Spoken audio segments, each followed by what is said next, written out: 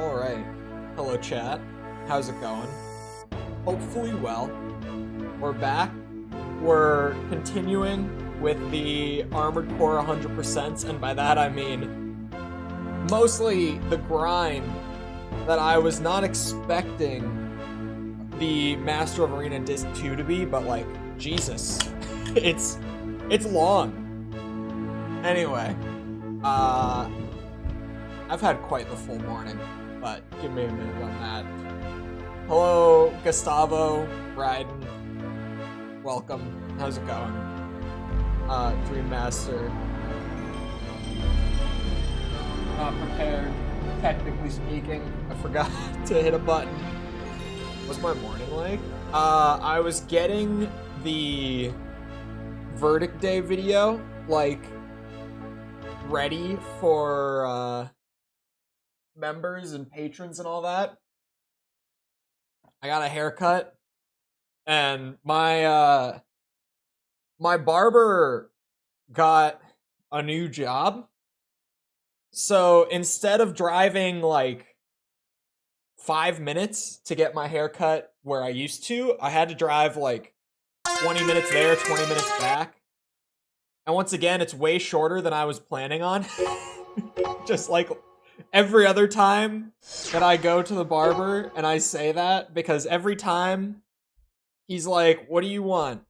And I'm like, you know me, you do what you think looks best. And then he cuts it way shorter than I expect that he will.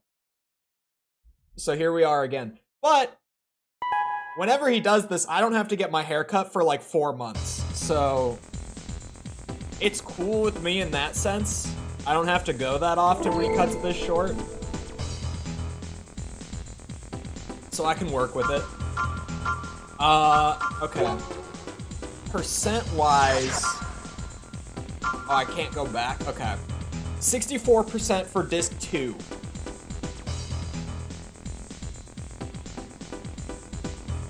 Do I really have 81 losses?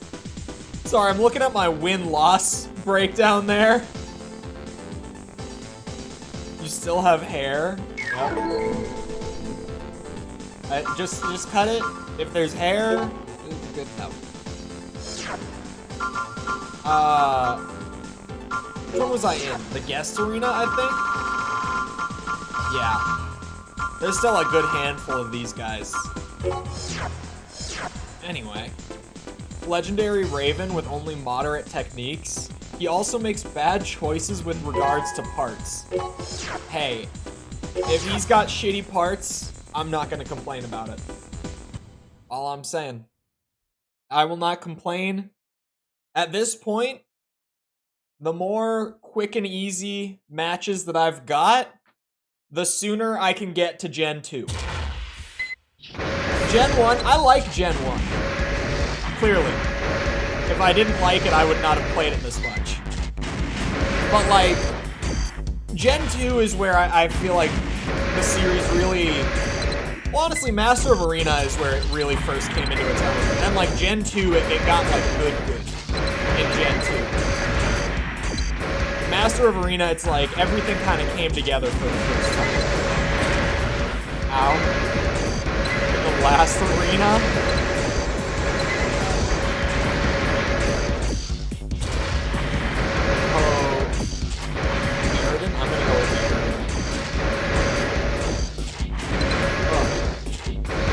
Not be looking.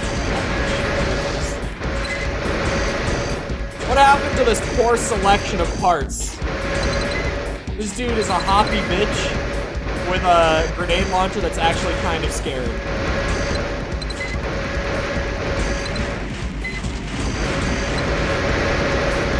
I think they're out of ammo.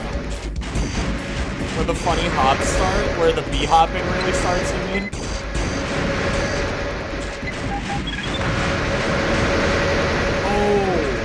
That's right, I don't have my verts on anymore. I have this big, yeah. I should have been using that a little sooner. Game is loud? Oh, I know why. Thanks for the heads up on that one. It's because I turned everything up. Yeah, he knows why. It's because I turned everything up for Mario yesterday, because Mario was so quiet. And for me, it sounds the same. So I didn't notice that it was blasting on stream. The fruit punch flavor. That's a good one. Honestly, it's really not. I remember hating the fruit punch flavor of Zoa for like the first 10 times that I drank it. And now I'm like, tasty. I've just gotten so used to it. He's a speed freak who loves cats. He even takes his pet cat, Yuna, along with him in the cockpit. There's a cat in the cockpit. Look, man. We all know what we're getting into here in the arena, right? This can't be held against me. This guy decided to bring the cat. He knew what was going down. Oh god. He has a Sawa.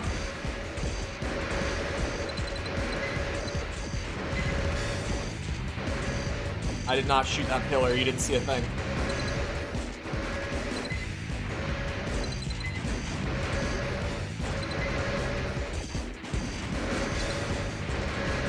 What the hell? I completely lost him.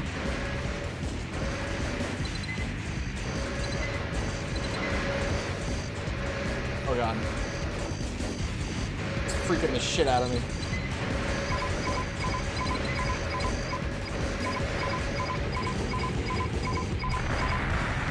Cats love keyboard and mouse. As an arena addiction, there's so many arena fights to get through in this game. I want to get to Armored Core 2. I do. But this second disc of Master of Arena is so long. Ow. Stop. Please. This one... Is this gonna... Oh wait, it looks like only 1 or 2 of the missiles actually hit the... Yeah, those missiles aren't gonna be very good in the garage. The AC is controlled with a keyboard and mouse. Of course it is. What else would you control it with? Okay. Great. Karasawa is... only fun when I have it. Because also, this guy's just seems to connect more often. Anyone else noticing that? Oh, we could sword fight, dude. We could. We could certainly pull the blades out.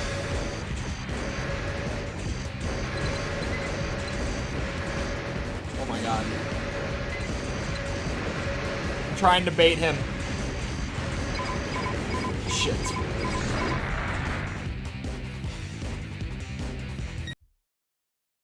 Well.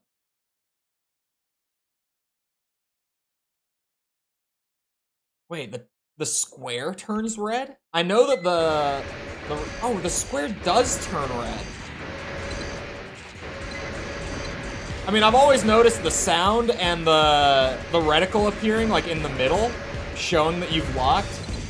I never noticed that the whole square turns red though. Shit.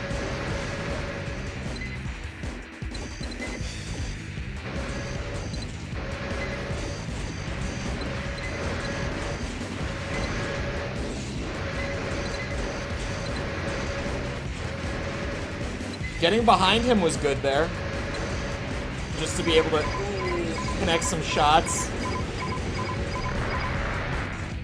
Okay. Yeah, this one... remember what I was saying about quick and easy? Remember that? Oh my god. Arasawa's some scary shit.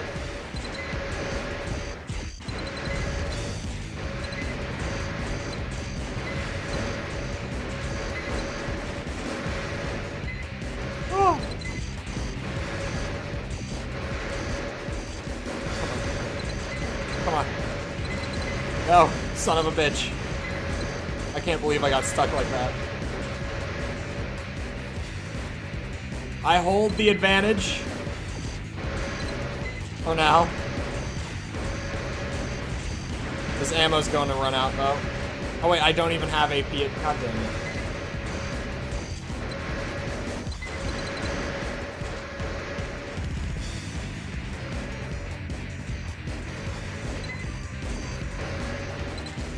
And I'm out. I didn't even notice that that was my last shot. These missiles don't do jack shit in here either. Hey, come on. Is he also out? He's not shooting. We might be locked in for a sword fight to the death. He jumped it. Oh, come on, that's bullshit.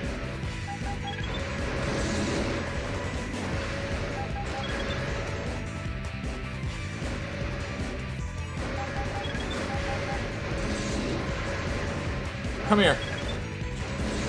Oh god. Sweat my balls off. Come on.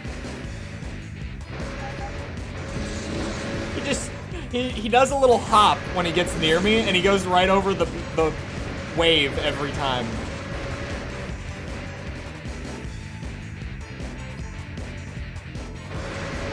Yeah, they can. This is like the second time I've seen it in the 100% now. It's super uncommon in Gen 1, it feels like. But it does happen. I mean, I could try to hit with missiles at least a little bit. You know, just increase my odds. But I don't think any of these are gonna connect in here. Oh, some did. Oh, shit. I kind of just flew into him. He missed like a golden opportunity on that one. Yeah, like 2 of all of my missiles hit. This is not the map for him. You son of a bitch. I thought that was a really good one.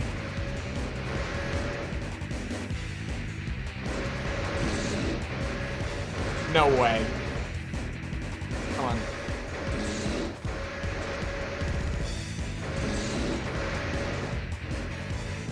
Moonlight's gonna do it to you, man. You can run away from it, but it's inevitable.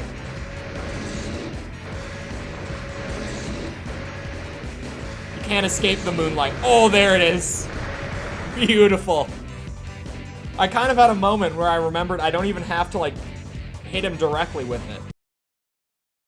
Never got Human Plus for the AC1 games. I never had the benefits of it for the arenas. Really the big AC, well, outside of the, what's it? Like the double generator capacity. The big one is just the shoulder cannon stuff when it comes to the arena. Not having to sit in place. Surprisingly, big difference. I'm glad that I hit that. It was a beautiful shot. How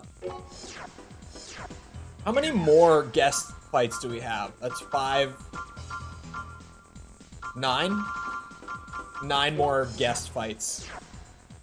Loves toys and secretly dreams of taking his toy business worldwide one day. So he designed his AC to look like a toy. Great.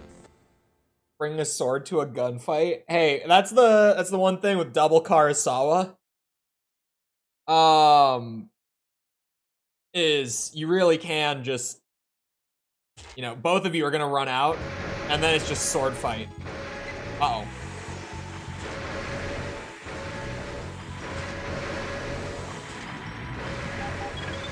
Do we start a new file? I might start new, I don't think I'll do it for Gen 2. But for everything after Gen 2, I think I'm gonna start a new file. I did port them for this one.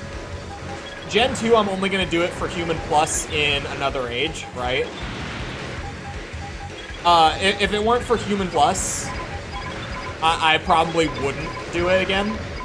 Because it was super broken here. Like, as soon as I finished AC1, and I don't even mean like 100%, I mean like once I just finished the game, I kind of had, like, you know, fully decked out, like, Karasawa with all the optional part build. And I just kind of ran it through both of the expansions, and it was super easy. Like, just the brain never even turned on kind of easy, right? Although in Project Phantasma, I used the finger a lot once I unlocked it as well. But I don't think I want to port saves, especially for, like, some of the later games. Like, for Last Raven and for Answer, I'm going to be playing a lot of missions that I didn't play the first time around. So I kind of want to start fresh, especially for those. Like, there were some missions in Gen 1 that I hadn't played before, but there's going to be a ton for those games. Oh, and Nexus is its own base game. It's not even an expansion. But, like, all of Disc 2 for Nexus as well, I never touched. So that's going to be a lot of missions I never saw before as well.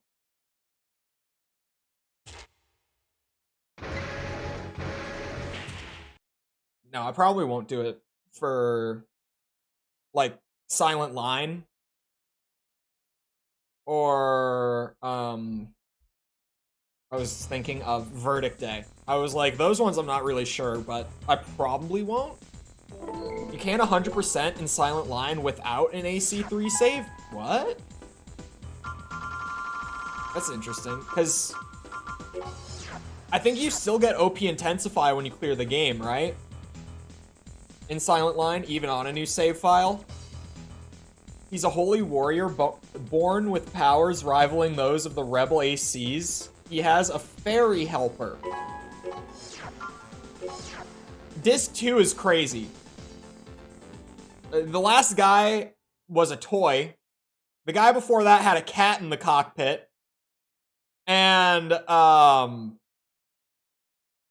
this guy has, apparently, a fairy.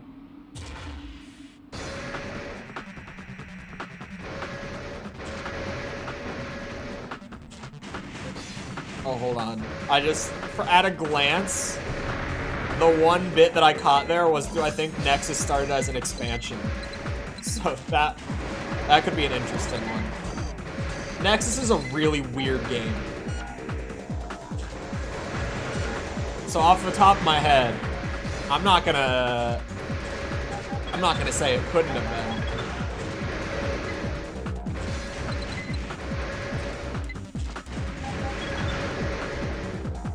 It's actually really possible, I guess, since it's not even like a full generation.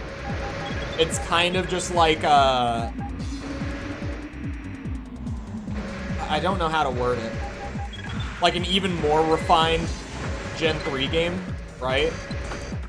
I mean, we literally call it like Gen 3.5, or like people will say like late Gen 3 for those games. I've heard late Gen 3 a lot. So it very well could have started as an expansion, especially with how it came out. God damn it. Why do these shots never hit? Everyone else, when they bring a car at 5, when they bring a Karasawa, they beam my ass out of the sky. When I bring it, the shots go like right behind the enemy. Oh my god. His own splash damage. Since it's a story sequel for Silent Line. Oh, because it's, I don't know if it would have started as an expansion just story-wise. That is kind of the weird thing, because, like, it is Gen 3. But it's not Gen 3? Like, it's so weird with Nexus. And the game came out really weird. I feel like maybe it started as its own, like, new base game. But I do definitely get the feeling that a lot of what they wanted to do with Nexus, they weren't able to do. Like, just from the way that the finished product came out, I feel like they had more that they wanted for that game that just never came to be. Firmly believes that laser weapons and color reds Or sorry, the colors red, white, and blue are required of a hero.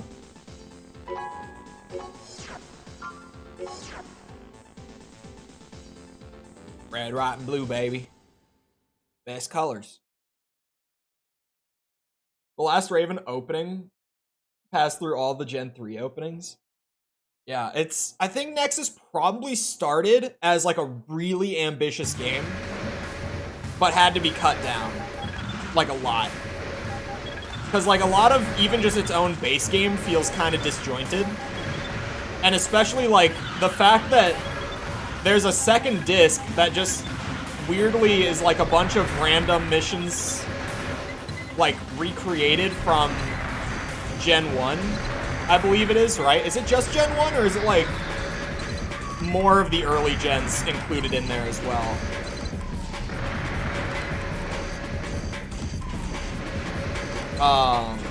But it feels like they wanted to do more with Nexus, and it just kind of got down to that point of like, okay, we need to put out our yearly Armored Core game, guys. We need the money. Like, I feel like publishers probably came down on them at a certain point, right? It definitely, the game has that feel to it. Do I ever want to do an Armored Core 6 challenge? Like a full challenge run? I don't know, I feel like challenge runs, I don't think I would stream it or anything. I feel like part of Armored Core is just messing around with goofy builds. So I don't know if I would really love challenge runs personally. Oh wait, is that a Sawa? What is that? Did I just not notice it before? I think it is.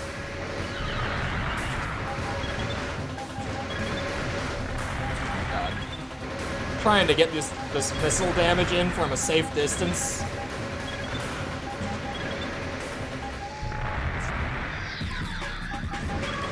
I'm struggling to even keep track of him.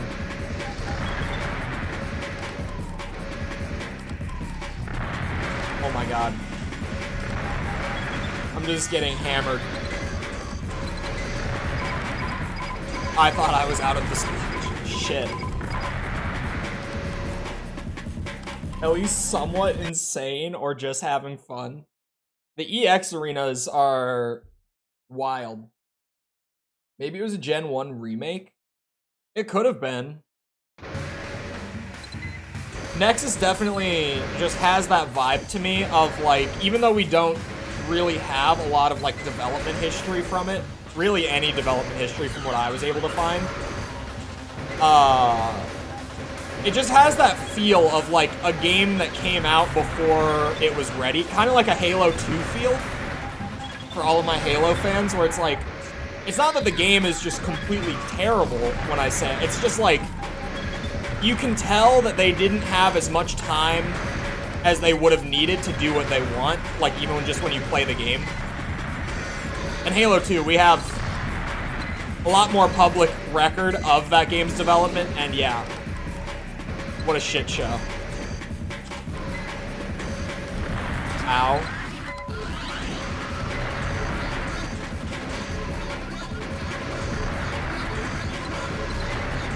It's weird. Yeah, it feels like they wanted to do more, but just didn't have the time or resources or whatever it might have. I feel like it's time more than anything.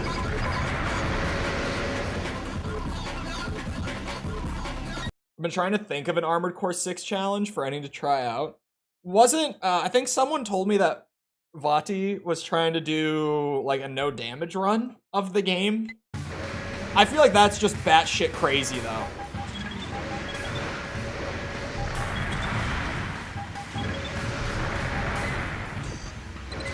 How are my missiles just not hitting you? Also, hello, Perdos. Halo 2 is my favorite. Halo 2 is weird. I want to say it's my favorite, but I really can't. Because at the same time, whenever I replay Halo 2, there are so many things that I'm just like, God, this sucks. Especially, I just replayed it very recently. With a friend, and there was so much stuff that I was like, yeah, this game, it shows. Like, the internal development really shows in the final product. And it's sad, because, like, there's a lot of good stuff in Halo 2. But then it's really let down by just the reality of, like, Microsoft putting so much pressure on Bungie with that deadline.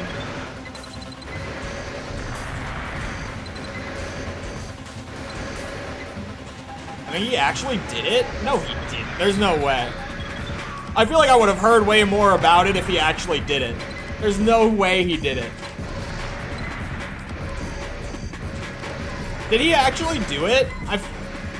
I do feel like I would have heard more about it if he had actually done it. I just can't hit this guy. I just cannot hit him.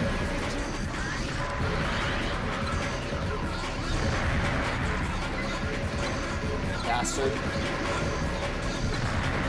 Alright, this might be a Moonlight fight. He did some missions. Okay. So he did some missions. That would make more sense. Like, he got a few in, but there's... That game just goes into, like, full, like, bullet hell territory at so many points. AC no damage is stupid. Yeah, it's not really a game that you can do a no damage run of. Like, the mechanics are kind of there to mitigate damage, but not to entirely avoid damage consistently, right? Like, you're going to get hit by stuff in the Armored Core games.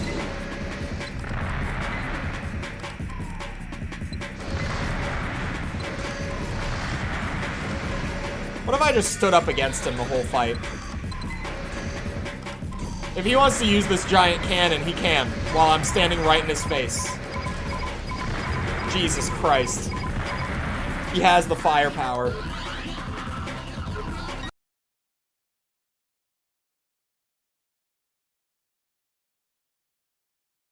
Yeah, no iframes.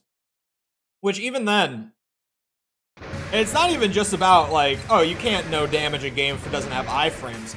It's just, with the amount of, like, bullets and projectiles flying around in Armored Core and no iframes, it's like, yeah,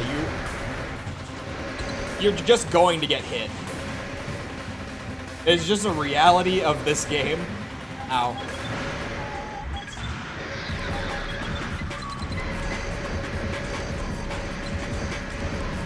Oh god.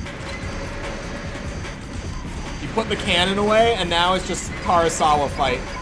Oh, is that the cannon coming back out? Maybe I'm better off just using the Sawa. Jackbox stream when with patrons as players?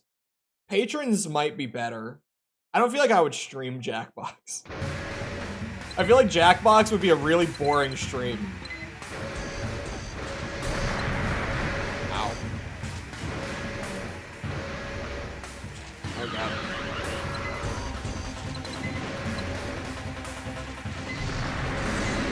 Oh, are you kidding me? I hit him for 1,000, only 1,000 with Moonlight? What is that? What is that bullshit? This thing hits way harder than that.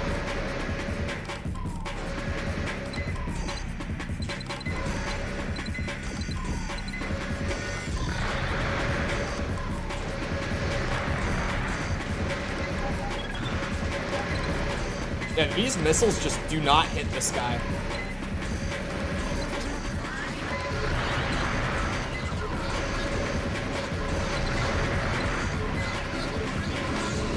Son of a bitch. Whoa.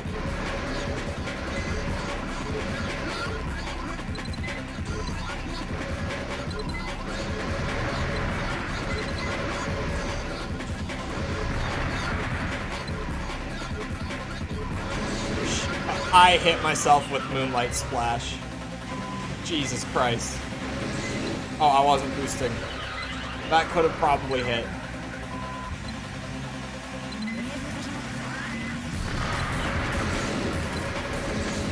What? How much did that even hit him for? Like 600? I did hit him.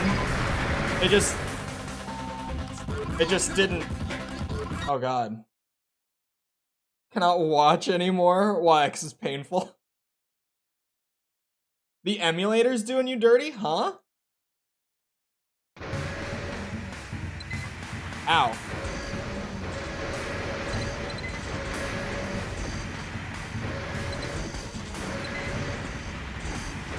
Oh god.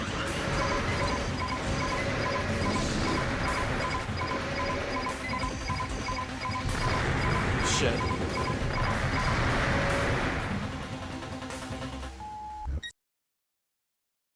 Why not a new build to beat him? I don't think the build is the problem. Like, I could just get a shit ton of energy defense. Slight flow differences? Really?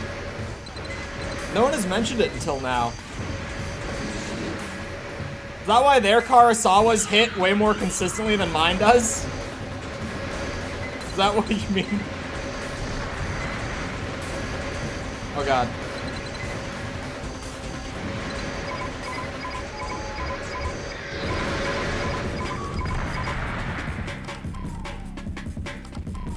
I honestly don't even know what FCS I have on right now. I don't remember. I generally have the, what's it? Trix Quad. That's what I've been using for, like, most of it. Upgrade that generator. I like this generator. I know that everyone hates the red zone, but outside of the red zone, it's great. Makes the shots go faster. I do have it, yeah. But it doesn't do much when I can't hit the damn guy. Oh, I'm not running the quad. Why am I not? I remember switching it out at some point for some reason. Where is it? I just can't remember why I switched it. Recharge speed? It's one of the highest ones. Hold on. Isn't it? Yeah, it's up at 9,000. The output's pretty good. I know that this one is faster, but then the max charge is like 30% less. A little more than 30% less.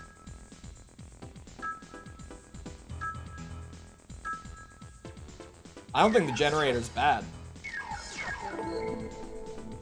Ew. The golden one. Wait. Which one is the golden one? Hold on. The golden generator.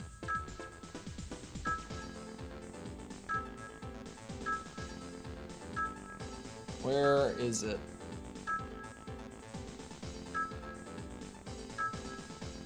This one? It's got worse output. And about the same charge. What's the red zone? That's a way smaller red zone, though. Insanely small red zone by comparison.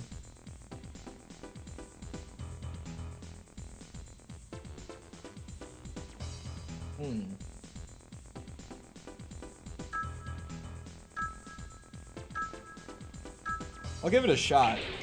It is a slower output, but the red zone might make up for it.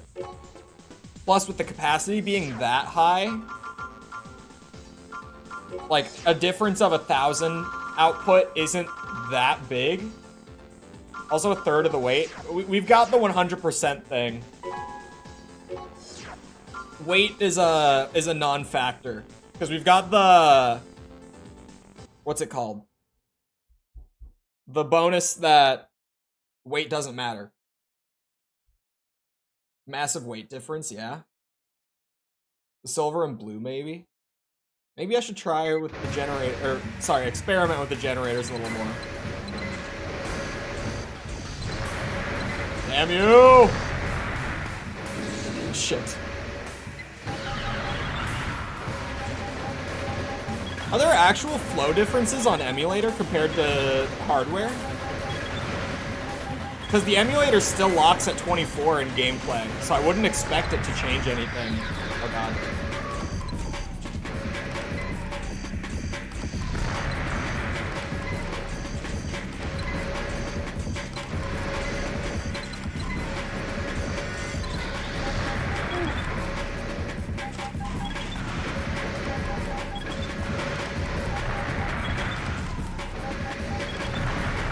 missiles are connecting this time, which I'm not gonna complain about.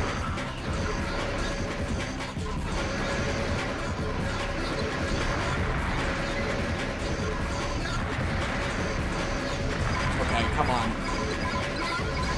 Bastard. Stop hitting me with that. I'm just waiting for it. There it is.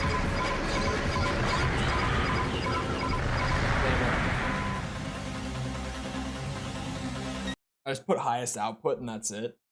I mean, it really is with generators, once weight, or once you have like the weight thing, handles your movement, even with the weight thing, does it?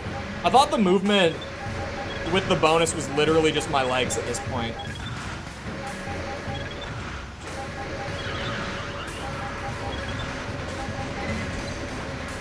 Oh god. Damn! How does your Karasawa hit like that?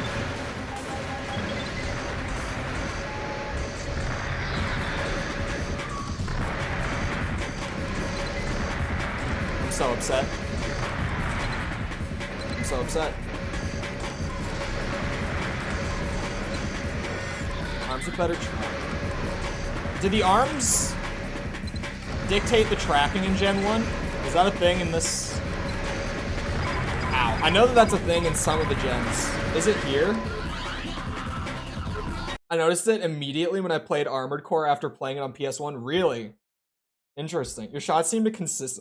Yeah, once they start moving at like a certain speed, it's just the shots trail behind them with the Karasawa. It might actually be the emulator doing it dirty. Which, hey, at that point, does that just mean that I played all of this on hard mode?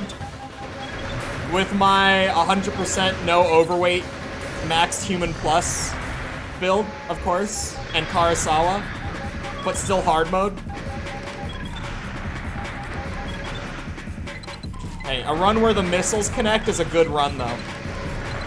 Because sometimes the missiles just do not want to hit this guy. Oh, hold on. Assuming I don't get suddenly blasted. Okay, there we go. More like normal plus. I am in the camp of, oh, you mean the difficulty. I thought you were saying human plus is more like normal plus. But, since I was about to say it anyway, I'm definitely in the camp of human plus kind of just, not being easy mode, but just kind of being like the standard compared to with or without it sort of thing. At least in Gen 1 and 2. In Gen 3, that changes a lot, but because they throw so many enemies at you in these games that have it, it's just like, yeah, I'm getting the ability to be able to do the same thing the other guys can with their builds. Nicknamed Red Wind, he believes ACs should be highly mobile. He wishes he was a Rebel AC. Sorry, the, at first, if you caught it, the emblem caught me off guard. Your mom take her Switch back? I mean, yeah, it's literally just, like, in the living room is her dock. I could go swipe it right now. But, she did play the new Mario last night.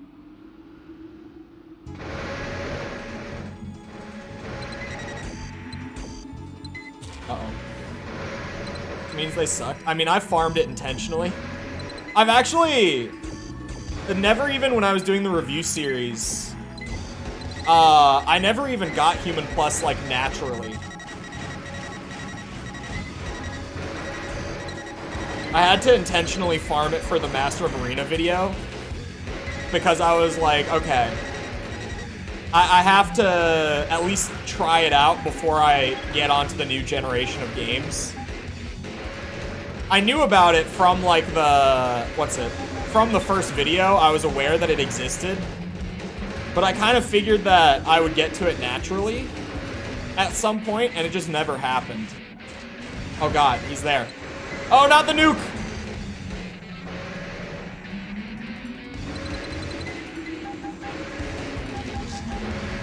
Okay.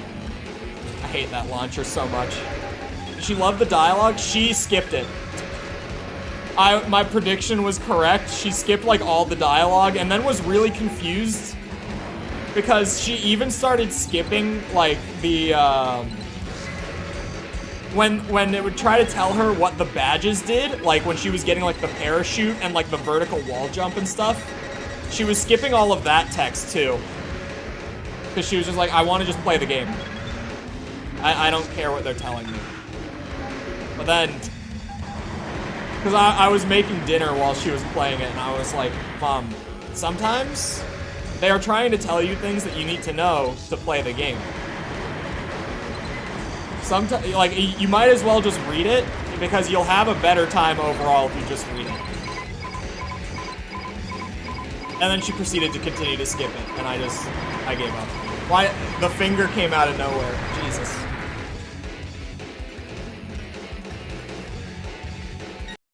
Naturally is harder than farm. Yeah, I never had to, I never found it naturally. I always had to go out of my way to get it when I did use it. Love the finger. I do too. I wish that the damage didn't get so destroyed in Master of Arena. I would still use it. And it's not even like it's bad. Did I say damage? I meant ammo if I said damage. I might have accidentally said damage just then.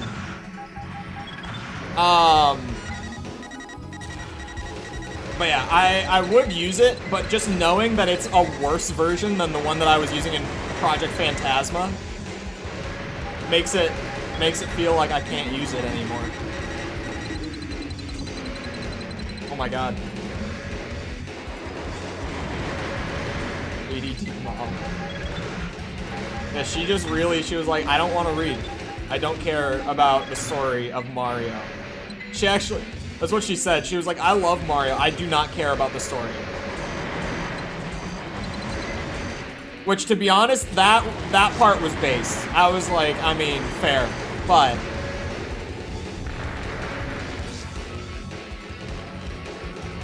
it's bad game design, less reading, more playing. No, it's not even like it was super long. It would literally just be like a thing when you got a new ability saying like, press this button to do this, before they like taught it to you with a little like course for it. And she would skip that. So she wouldn't even like know what button to press to use it. She would just be stuck in a course that like requires you to use the new ability, and she didn't know how to use the new ability.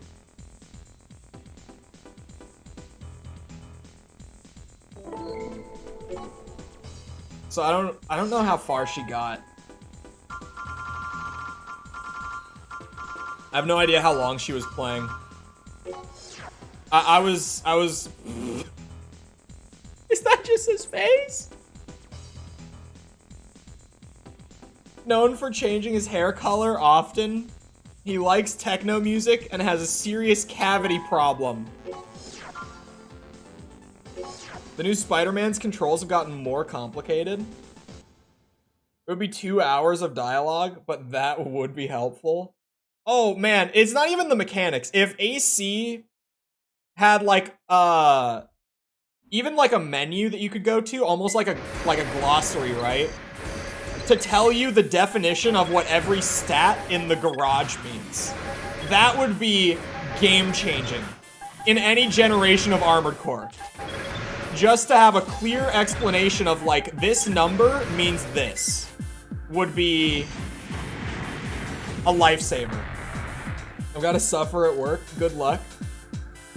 Sorry you're working on a Saturday.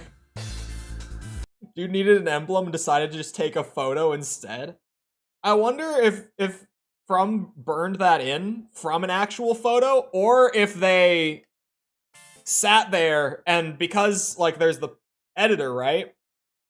You just pixel by pixel recreate the image. There's no way they did that, but maybe. What happened with the controls in Spider-Man 2 though? Now I'm curious. It does exist on Gen 3 and onward? Really? I never saw it. I'll be real. I never saw like the little thing that you could look at to be like, what does the number mean? Oh my god, there's more of them. From a DJ to a nurse, this game editor is able to become almost anything in the course of his work. Yeah, these guys were like, I don't even want to have like an in-universe character. I just want to have me in-game. These are FromSoftware. This is the guest ladder. So this one is games journalists, I believe, who were covering the Armored Core games at the time. So I guess it would have been who covered like the original game and what's it? Project Phantasma.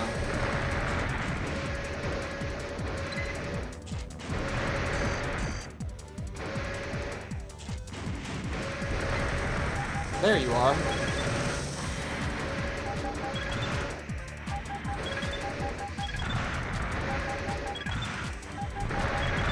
Damn. Yeah, sometimes the missiles work. And it's great when they do. I think they don't do it because the main character knows what those stats mean. Maybe if they do an AC game where someone steals an AC and they have to, like, have a notepad. I mean, it's fair for, like, in-universe stuff, right? But sometimes... Because it really could just be tucked into, like, the garage somewhere. I don't know. I feel like it wouldn't be that wild to imagine like a AC pilot having a maybe like a small notebook to just be like, okay, just to double check and make sure. Generators have the time that the recharge starts, but the torso is the amount you'll be regaining. Of course you regain more when you're touching the ground. Huh? Wait. He's a game editor specializing in ACs. He has a unique combat style and likes yo-yos. Yeah, so this was also before we called them games journalists. I said games journalists. Sorry, they're editors. Editors as in like for the magazine, right? Whatever it would have been.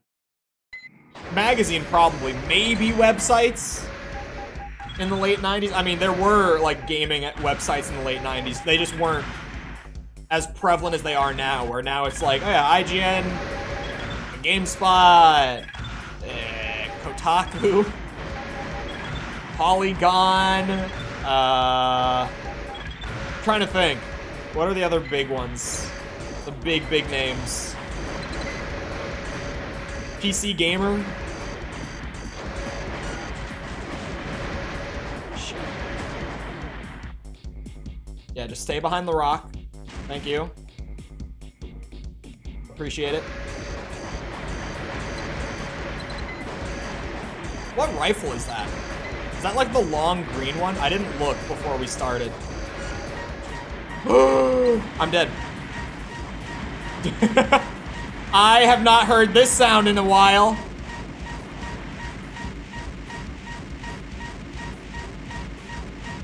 Oh my god. I can't, you didn't see that, chat. You didn't see anything. I still win. I still win. They were better back then.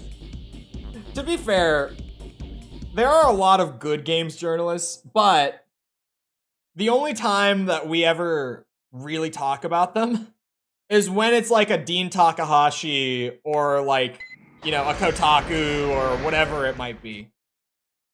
Who was it that wrote the Ocarina of Time? Oh god, hold on. Who was this one? I can't remember their name. Someone wrote an article a few years back. Here it is, I found it. It was someone at Destructoid. It was Zoe Handley. That rings a bell now. Yeah, this article was one of the wildest. When was this? 2018? If you don't know the notorious Destructoid Ocarina of Time article, Zoe wrote a whole breakdown on why she believes that The Legend of Zelda Ocarina of Time is actually a gay coming-of-age story, and that Link is actually in love with Sheik the entire time. Anyway, Pilot is very outgoing. He enjoys a good party, but embarrasses his friends with his loud attire. What is that? Oh, I wonder if they just didn't have enough characters to fit the whole name. I was like, why is Pandemonium Omega one word? Sheik is Zelda, though? Yeah, but they had, like, a specific bit in it where, like, he was attracted to Sheik, like, as a dude, and then when it's revealed that Sheik is actually Zelda, that Link felt, like, betrayed and used. It's very... If you've never read it, and you're able to, like, read something like that and not take it seriously, I highly recommend it. It's very funny. I'm a big Ocarina of Time fan. It's one of my favorite games. So, for me, it's hilarious. I love that article.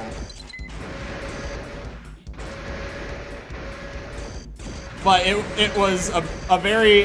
everyone was sending that around when it came out because no one could believe that it was real.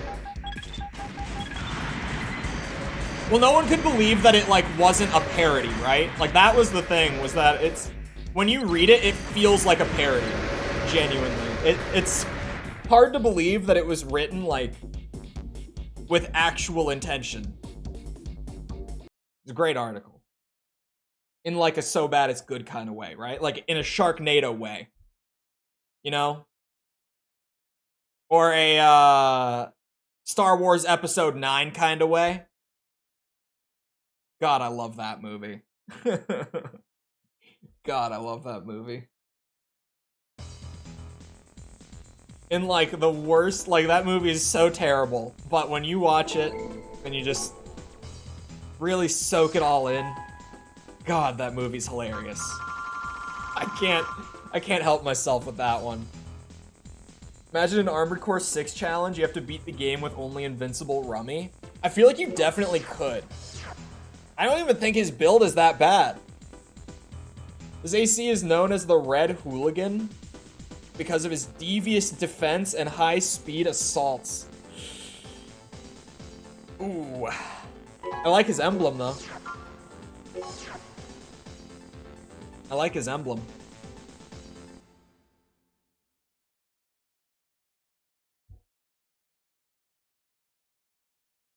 Yeah, the Ocarina of Time article is a classic for me. Whenever I think of, like, specific bad game articles, I think of that one.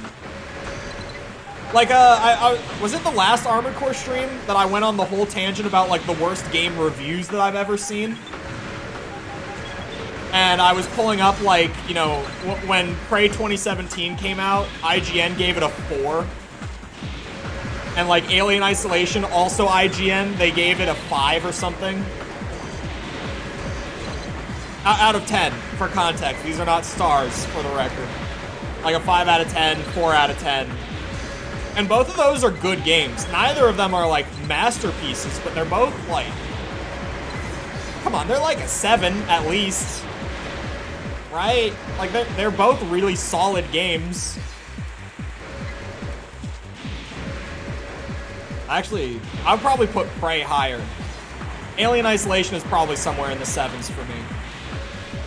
If I take my I love the Alien franchise, like, bias out of it, it's probably, like, in the 7s somewhere. At least going off of when I played it years ago. It's been a minute. I should do that. Maybe I should have just done Alien Isolation for my Halloween game. Now that I'm thinking about it. Actually, Halloween isn't that far away, is it? I gotta do that soon. Horror game stream is not that far away. Ah, shit. I kind of saw it coming. What was I gonna say? Oh yeah, I've nearly said it and forgotten to say it like 3 times now. But for members and patrons, if you didn't, like, get the ping, the Verdict Day video I got out this morning before I had to go out. I got that all, like, packaged up and sent out. So, just so you guys know, you have it. For everyone else, it's Monday like usual. But for contributors and above on Patreon and members, if you don't know, they get it just once it's done. And as of this morning, it is done. Oh god. Which means it's time to work on the big one. The finale. I'm starting that tonight. No pressure on that video at all.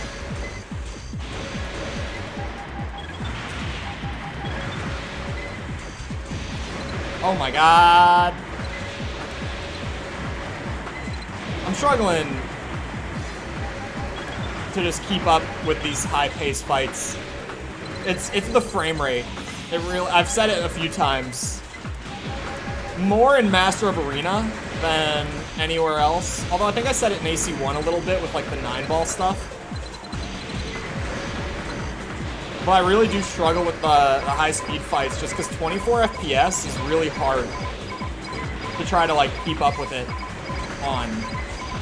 That's a well-phrased sentence. Oh my god. 3 HP in a dream. Oh, I'm out. Son of a bitch. Alright, I got one in me. Damn it, it didn't send a blade. Not that it would have worked. The guy that couldn't pass through Cuphead's tutorial was a thing. Oh, yeah, Dean Takahashi. He actually, same guy. Dean, if you didn't know his name, Dean Takahashi, the Cuphead guy. He's very well known as the Cuphead guy, but that's his name. He also reviewed, I don't remember who he works for, but he was the guy that they assigned to review Doom Eternal as well. And so there's a great, like, 10-minute clip out there of just pure, uncut, that same guy playing Doom Eternal, and it is as amazing as you would think it is. I would, if you haven't seen it, if this is the first you've heard about it, I would look into it sometime. And if you've never seen the Cuphead thing, you could probably just Google, like, game journalist versus Cuphead and find it. It was a very, very big meme. So big, I played Cuphead on stream like a year ago, a little over a stream, or a year, sorry. For the first time, I played it on the channel, and when I was doing the tutorial, I even, like, intentionally failed that one jump spot a couple times, just for the meme. I, like, intentionally made it look like I was struggling with that jump, just because I love the video of him trying to do it so much. Okay, come on, you bitch. Where's my blade? Oh, he's behind me. I thought he was gonna go to the left. I threw. Shit. I need to fly more. I feel like if I'm gonna fly more, I need more output. I might go for the crazy... But I need the capacity too, don't I? If I'm gonna fly more, I need a different generator, though. At least with the Karasawa. If I wasn't using energy weapons, it would be fine. Well, because I am. Because many things split into 2 parts. Like, regain stamina is torso, but time to regain stamina is generator. Really? Oh wait, no, what am I doing? All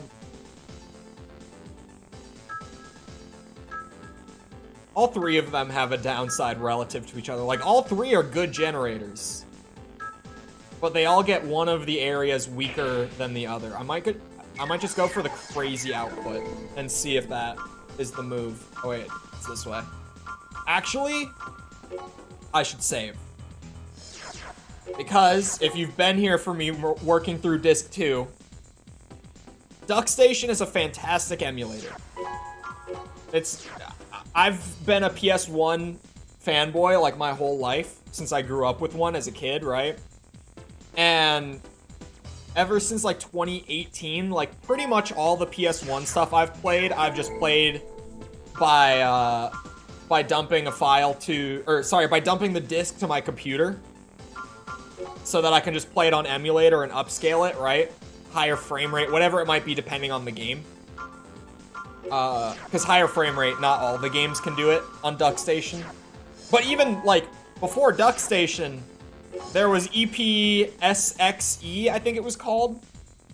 And even before that, I can't remember the name of the emulator that we used before that, or, like, the most commonly used one for PS1, but there was another one before that. And DuckStation is the most accurate. But there's one thing it's really wonky with, and it's the disc swapping stuff. So, in Master of Arena specifically, swapping in-game between disc 1 going to disc 2 works great. Every time. I've never had an issue with it on Master of Arena. But if you try to swap from disc 2 to disc 1, it just flat out does not work. I don't know why, but every time that I accidentally try to open a menu that's like locked to disc 1, I'm just gonna need to reset the emulator, because that's the only thing I can do at that point. So I do need to be saving more often than I have been today, in case I accidentally hit something like that in the menu, which I'm prone to do, because it's not that hard to do. There's like 3 arena menus that are all the same color. It's not that hard for me to hit the one that's tied to disc 1.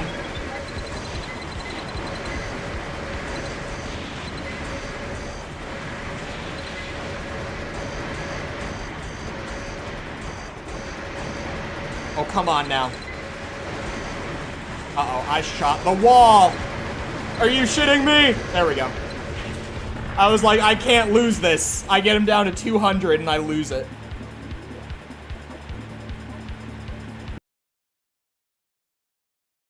Sorry, my dog sometimes just leaves me speechless. Oh yeah, the mail too. That. Or I think I even hit the mission tab once by accident. I don't even know how I did that, to be honest.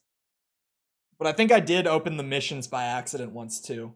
Oh, I think it was when I was first doing disc 2, I opened missions, because I was just kind of like still used to going to the mission menu so frequently. The hell is that? It looks like a back weapon, but I think it's a grenade launcher? But there's the guest ladder cleared. So we've got the FromSoft employees, of which there's only 9. So if they're difficult, this could take us a minute, but there's only 9.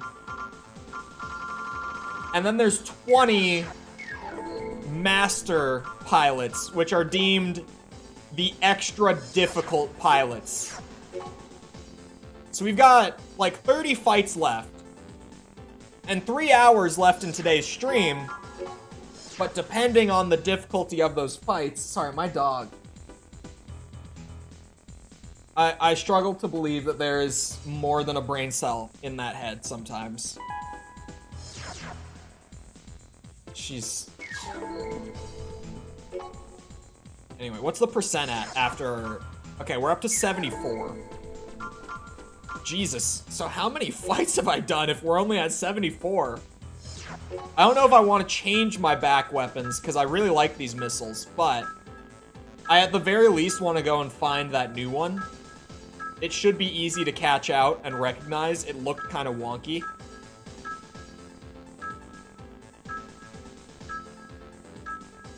I just want to see what it was. Oh, that was it. It's a mine dispenser.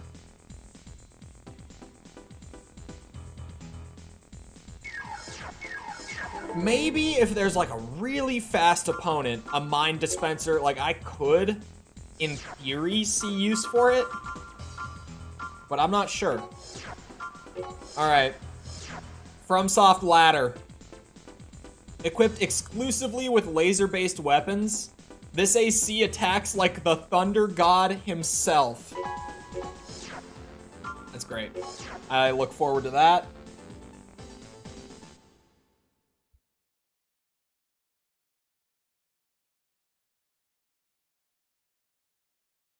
The dog has genuinely, every time I've looked over, she has just been sitting there licking the comforter on my bed. Just licking the blanket that lays on top of the bed for like a minute straight. I do not know why.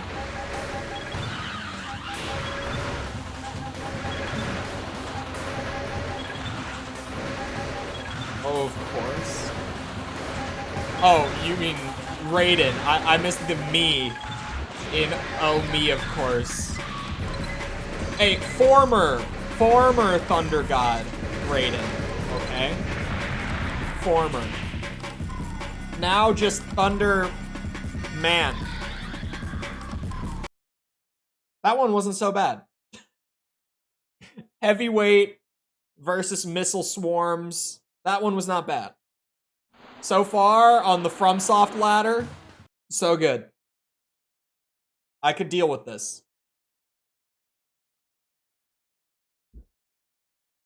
If we could just clear this ladder easily, I would be very happy. Because I know that that master ladder is probably going to be a bitch the whole way through. Because it is genuinely just labeled as a ladder of extra difficult opponents. An AC unit equipped with a rifle and grenades.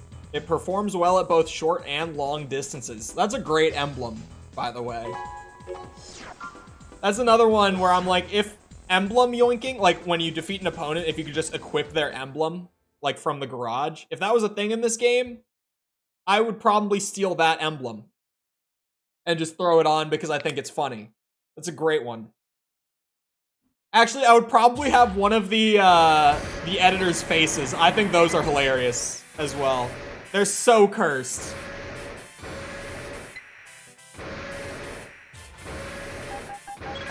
Will be just a meme.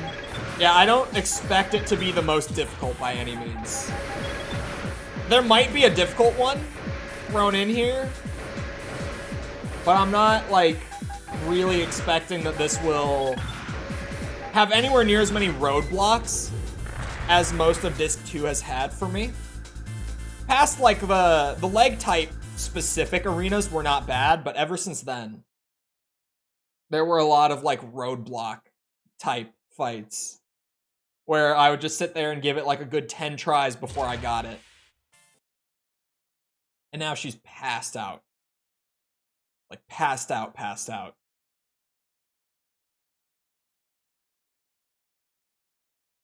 There's a Sawa lover on this FromSoft arena. Where's the Karasawa lover? I mean, I'm one. Where's the other one?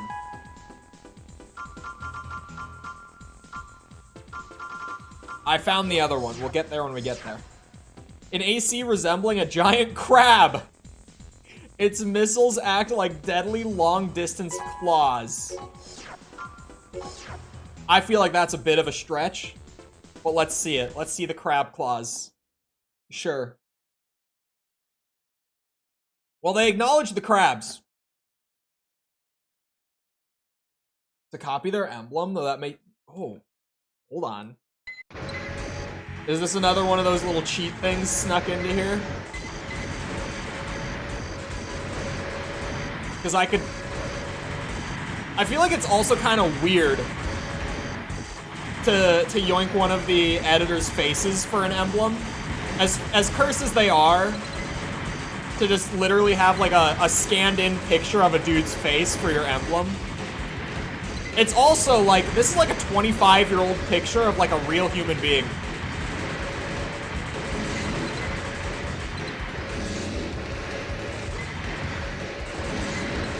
What? How did that just not do damage? You are such a bitch. Why are you so zippy?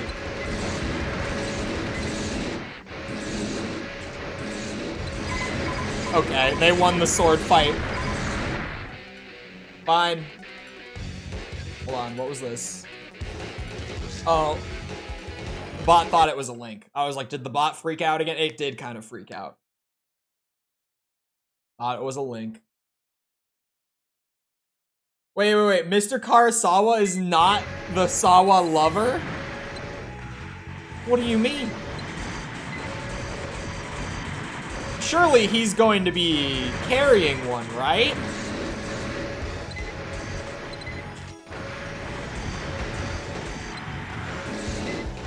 Oh, god damn it. I wasn't pushing forward. Just a 100 damage with the Moonlight. I don't know, the damage is kind of inconsistent with it.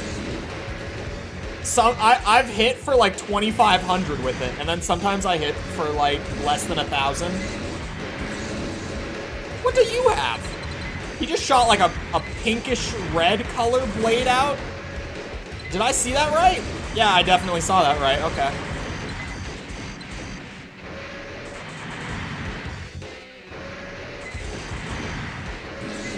Huh?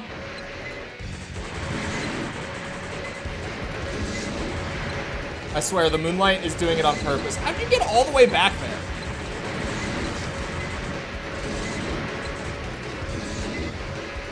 Okay. Okay. Okay. Oh, there we go. The damage came through that time, too. Oh, there we go. 2 snipes for the win.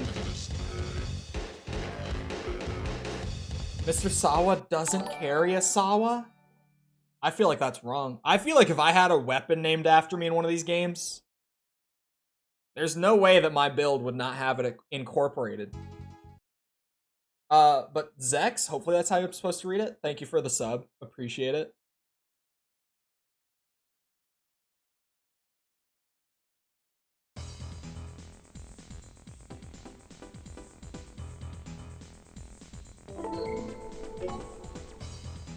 Okay. That's 3 down. The crab was surprisingly strong. Swift and stealthy. It's unlikely that this AC pilot combination will be showing up on radar. Aw. It's okay, Kamamura. Whose name I'm definitely saying right. Yeah, I put it together there. It seems like the sword barely does any damage, but the projectile hits like a truck. That's definitely what was happening. I realized it during that fight, where both of the beams hit and did crazy damage.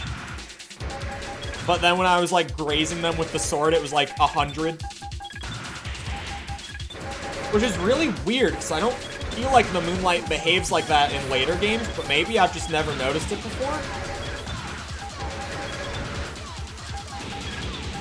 Hey, like I said, when the missiles work, I won't complain. I've been through so many arena fights, and I just kind of want to play Armored Core 2. So if the missiles get me through a fight that quickly, so be it. I'm not gonna argue against it. Hold on, now I kind of want to look up. I'm seeing if there is like a controller combination for...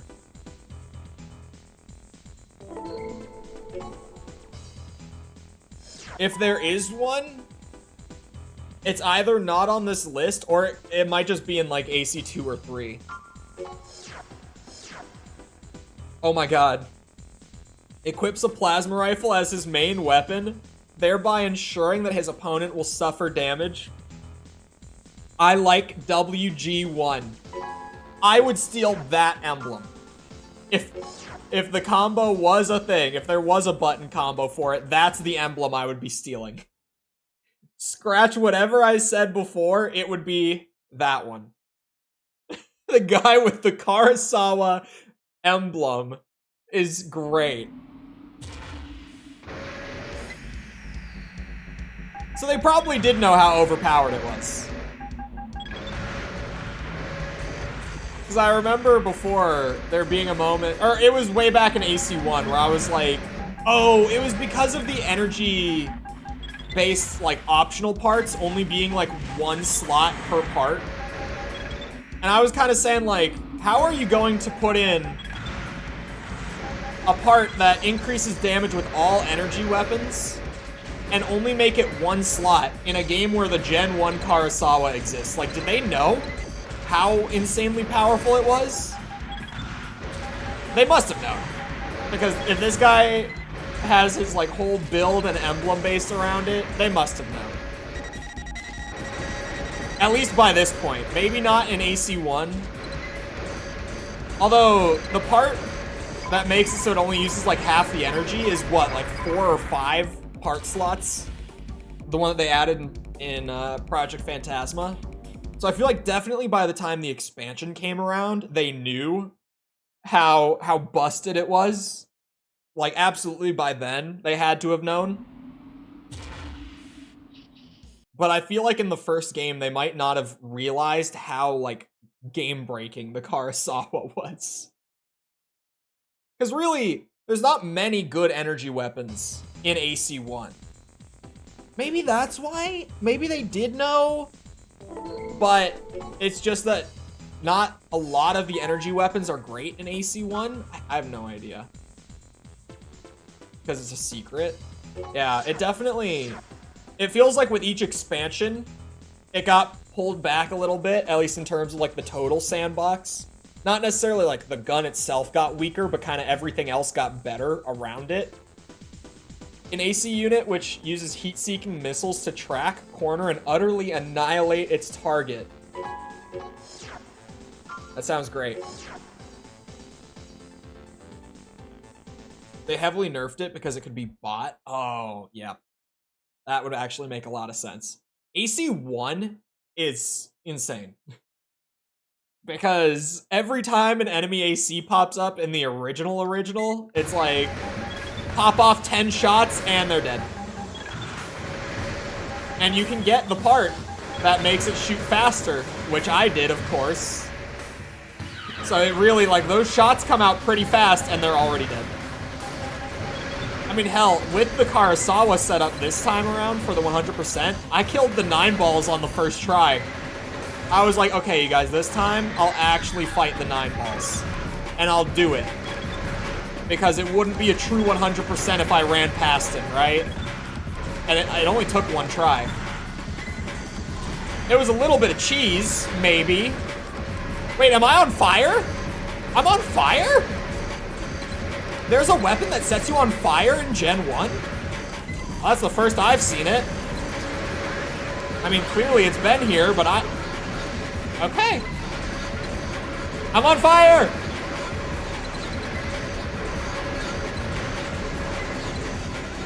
Oh, I was really trying to get away from them, too.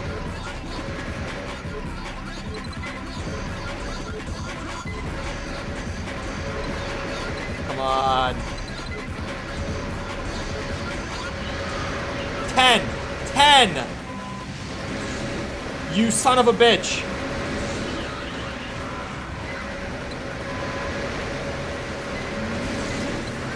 How did that not hit you?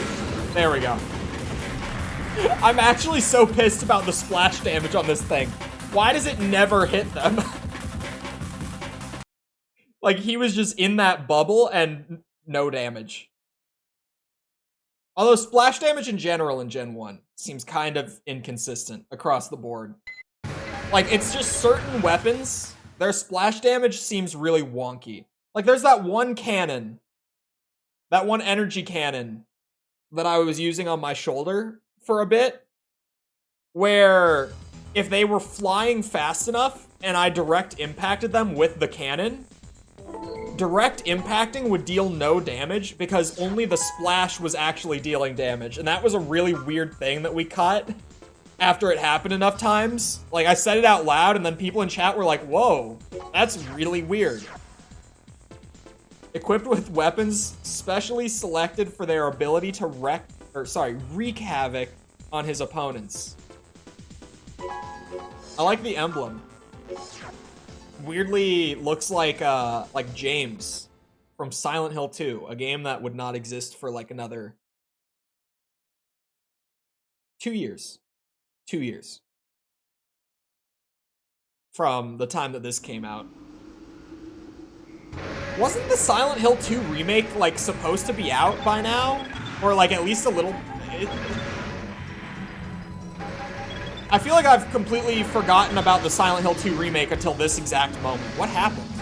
Where did it go?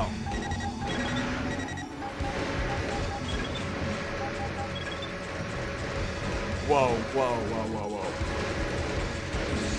Oh, come on.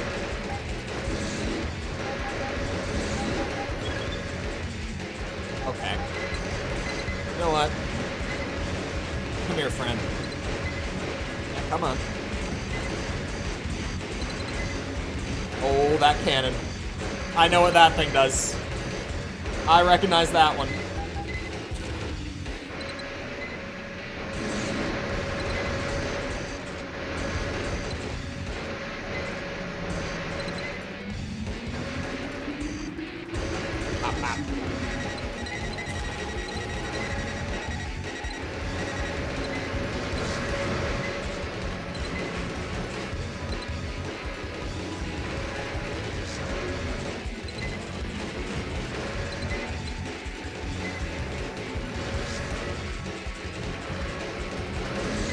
Oh.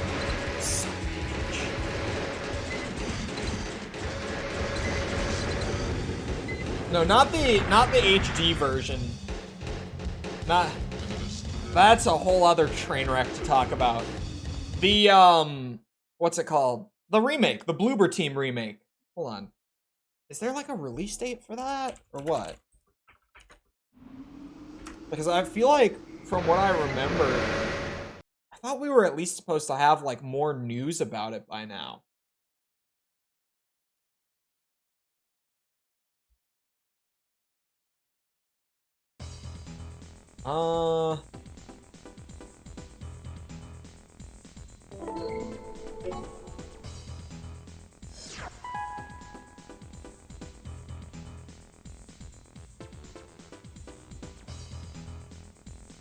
I guess there hasn't been a release date announcement.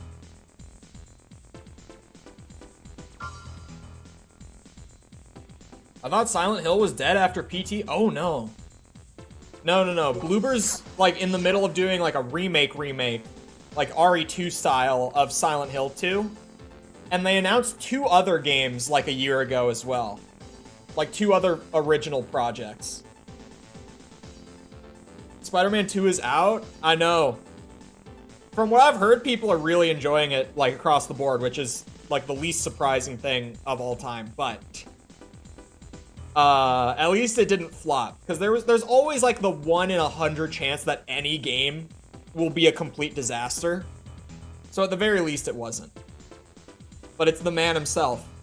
An AC unit designed for rapid movement and efficient destruction potential using grenades. How are you not sick of playing AC after how much you've played recently? Have you tried 6? I played 6 on stream. Like, I streamed through it when it came out.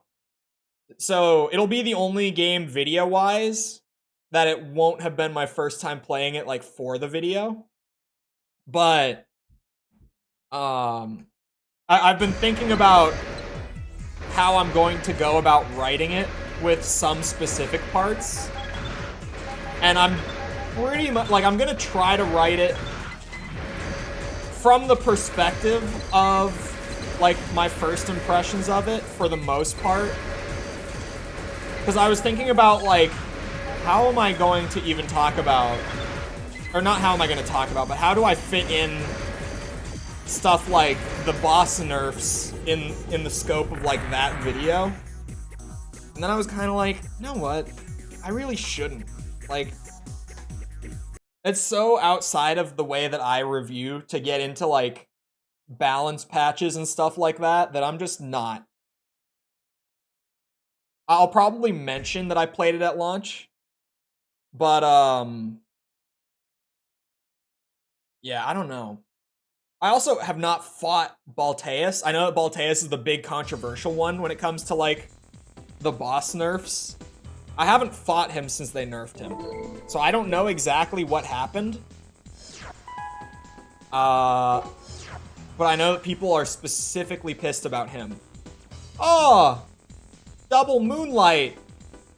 Pilot pursued high AP parts based on a caterpillar. Sorry. Not gonna let the accent come out.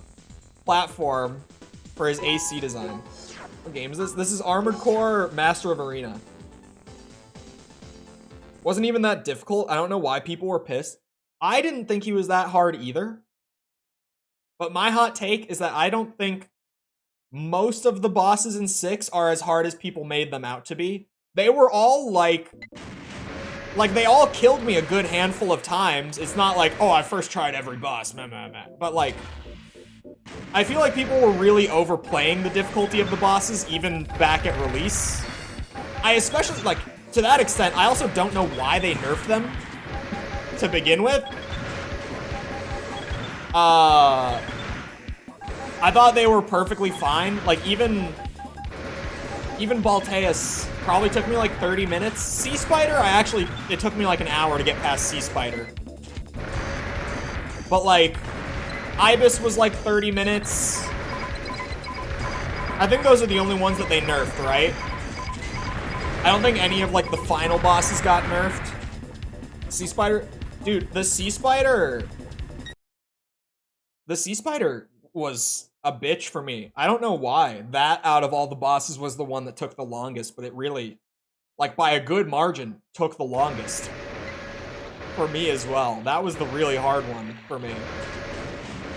Although, like, looking back at it, my build was terrible, like, for the boss specifically. The build was fine, but, like, for the Sea Spider, it was pretty terrible. Oh, Jesus Christ.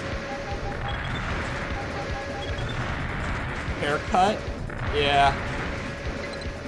Juan did his thing again. And just like every time that I go see my boy Juan, which if you've never heard me talk about Juan on days that I get haircuts, he's just my barber. Rough? Yeah, it's weird, because like, he does good haircuts, right? Like, he's a good barber, and I like the guy. I do like him. I like going to him. But the way that he cuts my hair, it's very much like, he even is like, I cut it this way so that it will grow in better. Like, when he cuts it this short, because I'm always like, damn, man, I didn't think you were going to go that short. He's like, it's so that, like, in a couple weeks, it'll, like, grow in a little bit, and then it will be, like, perfect. He cuts that way, which is fine, but every time that I get a haircut, I always have like a knee-jerk reaction to it where I'm like, whoa, why did he go so short? But then it always grows in really well. The alert came through like immediately. That's rare. She's a family friend, so I don't have to pay. Where's Charlie, though? Coming out of my cave to torture you with my monthly renewal message 3 and promptly returning to the void. Hello, Finn. Thanks for that, for the beardathon. He also really wanted to trim my beard when I was there this morning. He was like, just let me trim it. And I'm like, I can't, man. I don't know what to tell you. I can't. He really wanted to trim the beard. But thank you for the tier 3, Finn. Okay. We have one more arena ladder to go. We've cleared the FromSoft one. Now it is time for the Master Arena. The extra difficult AC Arena. We got 20 opponents. This is probably gonna go well. Memberships do increase it, yeah. Memberships definitely, at least like generally speaking, they play more of a factor in it than supers do. The Master of Arena, exactly. No tuning challenge for AC6? Oh, that might actually be a good one. Actually, that would probably be a pretty solid challenge, because you'd lose a lot, right? You'd lose weapon bays, all the different expansions. Obviously, just like the percent buffs, right? Like the defense, damage buff, like all that stuff. You didn't update it? I didn't update it for today. It's the only difference is Or prior to Finn's getting added now. Finn's few days now. It should say 34 instead of 35. It's only 1 day out of date. The pilot, known for his charm and good looks, uses the Tokyo style of combat to battle his opponents. What is the Tokyo style? What is the Tokyo style?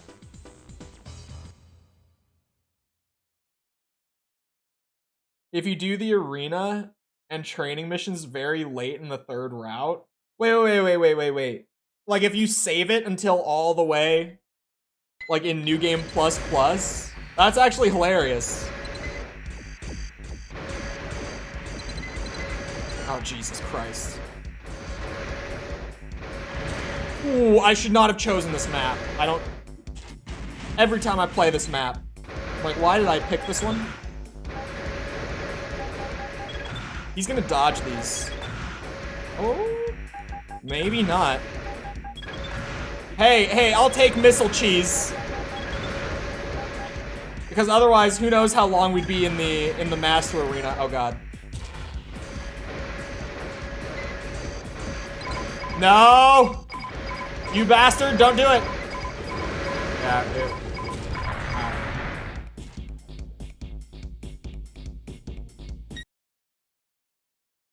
There's all of my caffeine down.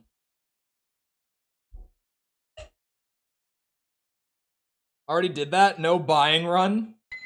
Oh, yeah, the... running the whole thing with, like, the 621 build, right?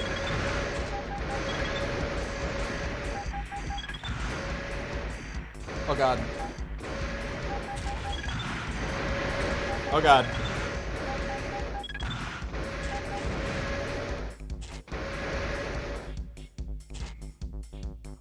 Oh, I see him. I was like, where did he go? Just disappeared on me? Come on, missiles. Do it. Yes! Missile cheese for the win. Compared me to a worker who doesn't get any work done until the final deadline. Oh, when I just forgot to search for combat logs and only did it at the final mission. That's hilarious. Oh. You used, like, free stuff. Just not purchased anything. Okay. I guess that spices it up at least a little bit, right? Rather than just doing, like, default build only the whole way. It gives you something. Alright, first one down. 18 more to go. Or sorry, 19 more. Equips the finger, approaches targets quickly in order to get within striking distance. Okay. If that description is accurate and this guy just beelines at me with the finger, I think the Karasawa will out-damage it. Maybe? Let's see, if he just flies straight at me with the finger, I think this should be an easier one than expected. Oh, but he flies! No! I thought it was gonna be just along the ground. He's still in the air. Oh, okay, he's coming down. He's back up. Shit. Oh no! Behind the building. Yep, he's gonna fly a lot. Ow.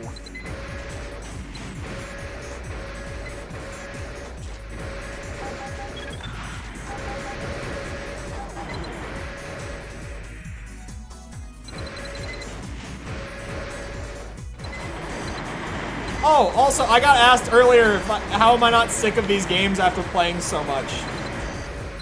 I have this great ability that, thank God, I have. I don't burn out. I don't know why. There's something wrong with me. I don't burn out.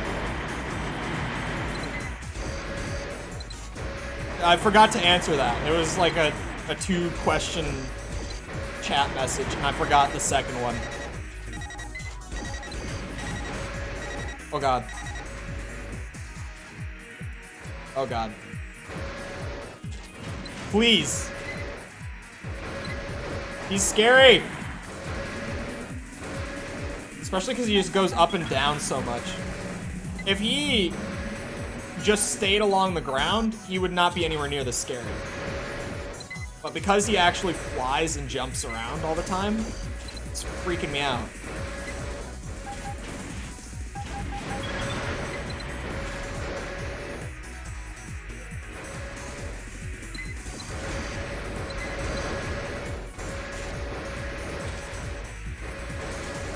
Be the perfect Destiny 2 player? I would, if the game was good. That's a joke. I played the Destiny 2 beta. I just never liked the first game enough to buy it, and the beta didn't change my mind. So I've actually never really played Destiny 2. Actually, that's a lie. I always forget. I played it when it first went free to play, but them saying that it's a free-to-play game is just actual bullshit. There's literally nothing to do in the free-to-play version. Like, there's just nothing there.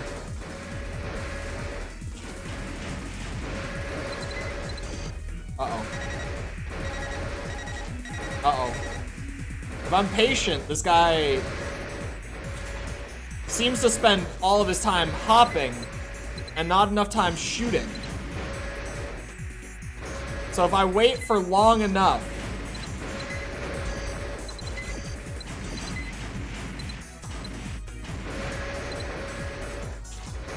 want to play the game, give us 200 bucks. Yeah, it's pretty rough. The monetization model is insane. Like, at this point, Destiny 2 is genuinely just a money printer, right? I mean, it's been like that for a while, too. It's not like that's a recent development by any means. But it sucks, because I know that there's a pretty sizable, like, player base for it. And just, the monetization model is so bad.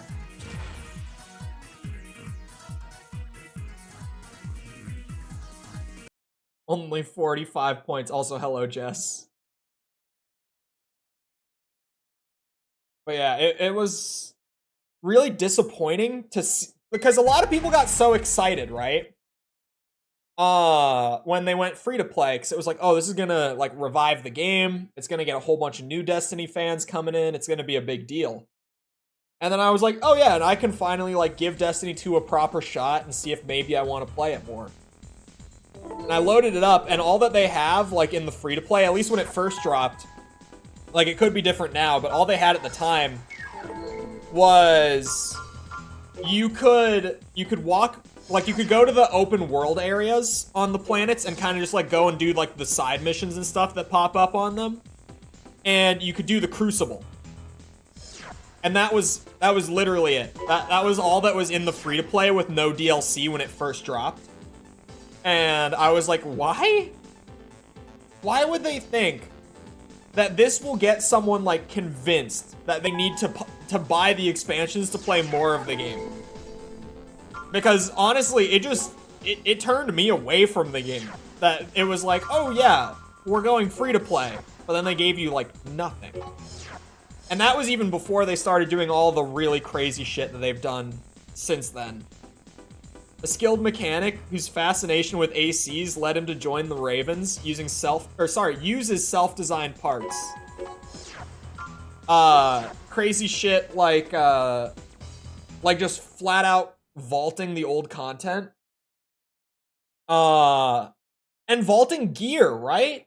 Someone was telling me in chat, like, recently that, like, if you have old, like, legendary drops from previous expansions, they apparently now have a tendency of just vaulting the gear so that it's, like, not even usable in the game, sort of thing. Unless they decide to bring it back. Like, that's crazy. I remember they did a similar thing near the end of Destiny 1, where they didn't actually vault your old legendary gear, but they did this weird thing where they made it so that all of the legendary gear from previous expansions and DLCs was on par stat-wise with the new expansions, like green rarity drops. And I was like, what? That was about the time that I stopped playing Destiny 1 as well, because I had a Galahorn, I had a bunch of other crazy shit. I had whatever that, like, the Vex something, I don't remember most of them. I remember Galahorn because it was ridiculous that I ever even got it, with how little I played the game. But I was like, I can't even fathom who made this decision. They did it once and never again. It's still crazy. Did they revert it?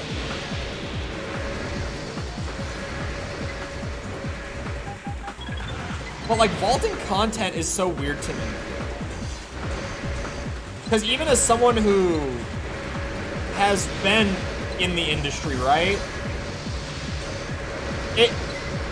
It can't really hurt the game to have more to do.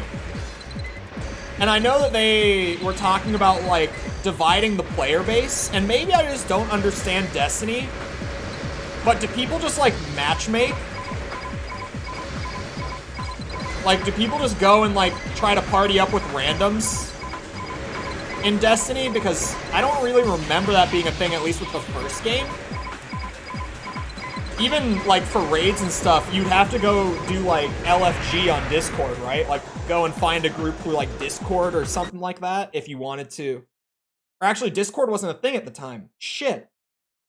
Destiny 1 was in a pre-Discord world. You'd have to go into, like, the forum and find groups there. Man. A pre-Discord world. That it's because of glitches and storage.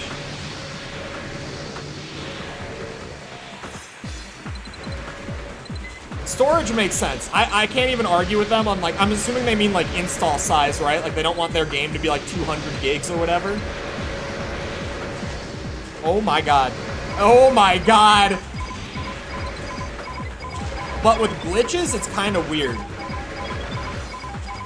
Before working in dev, I was always like, oh yeah, I know that, like, when you add new content, it can break things, right?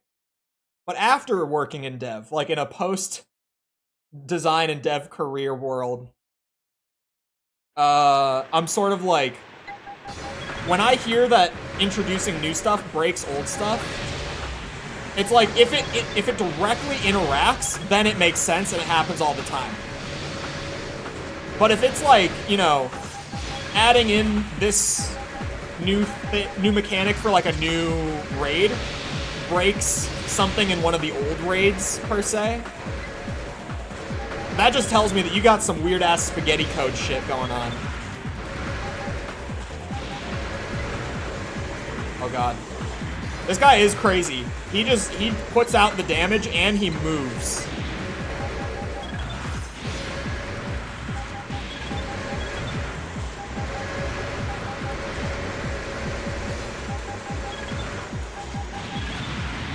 Yeah, Warframe. I never played a shit ton of Warframe by any means, but I played it for a little bit, and their monetization model is great. Like, as a free-to-play game where it's like, yeah, if you want to just play Warframe, here you go. You can do all the content in the game without paying. And there is, like, pay-to-skip stuff, which I know a lot of people don't like, but there's also no content that you can't do without paying. Like, if you just play the game regularly and you're someone who's down for the grind because you just enjoy the game, you can do everything in the game for free, like, without ever paying. At least last when I played it. I don't know what the hell has been going on with Warframe for at least, like, the last 4 years. I still, whenever I hear people talk about it, it's still positive. So I'm assuming nothing crazy has happened, but it is like, because I haven't heard anything about it in that long, something could have happened. Oh my god. It's whatever that, like, auto rocket cannon that he has is. That thing that he's hitting me with right now. This thing is crazy. The spaghetti code is wild. You could combine an auto rifle with a shotgun? What? What? That was a thing that you could just do in Destiny 2 because of like an update breaking it somehow.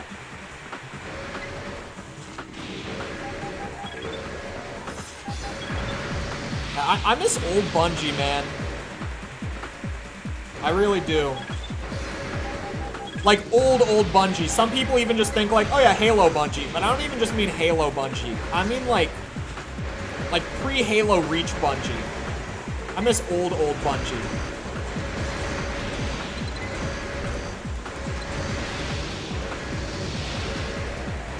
Because Halo Reach, they already were kind of losing it. They were slipping a lot by the time that Reach came out. Some people would even say ODST, but to be fair, the main complaint with ODST is that it sold for 60 bucks. And, like, the game itself isn't bad. It selling for 60 bucks was bad, but that wasn't even, what's it called? Bungie's fault. Like, Microsoft just was the one pushing the premium price tag on it. You can buy the premium currency or trade to get it. Yeah, it's like, I think Warframe has great monetization, at least from what I've experienced. I probably have played like 20 hours of it. If I had to guess, if you were to like look at my Steam hours, I would assume it's somewhere around like 20, maybe 30, but I don't feel like I played it that much. Reach has a really fun sandbox. Reach's sandbox is weird. Because it's like, fun is a good word for it, but at the same time, it has a very, I'm trying to find, there's not really like a single word for what I'm looking for. But like, a problem with Reach's sandbox is that there are so many like fun things in there that are just for such a specific situation that they're almost never the best option. So they're not really worth carrying, right? Which if it sounds like I'm digging too deep, it's because I am. I used to play like competitive Halo for years. I played in tournaments and stuff. So I'm a big Reach hater, especially in terms of the multiplayer. The campaign is great in Reach. I like Reach's campaign. Situational, yeah. But like hyper situational. Like really situational.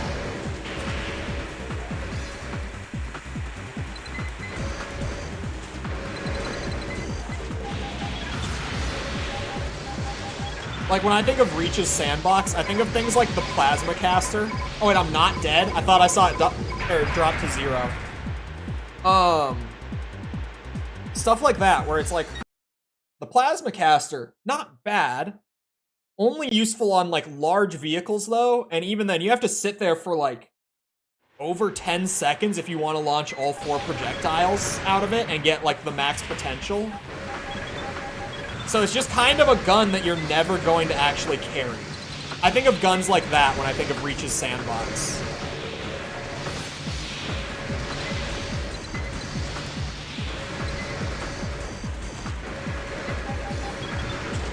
Oh god. Because there were also, like, way back when Reach came out, they changed it with title update. But, and by they, I mean, if you don't know title update lore with Reach, title update refers to the big patch that came in, like, I think 2012? I think it was 2012. Or no, it was 2011, sorry. It was when CE Anniversary came out. When 343 took over the franchise, they put out what's known as title update for Reach, where they fixed a ton of that game's problems. So nowadays, Reach is way better than it was when it came out, especially in terms of multiplayer. But it's because, and ironically for the way that people talk about them now, it's because 343 saved that game's multiplayer, like mechanically, and even in terms of like map design.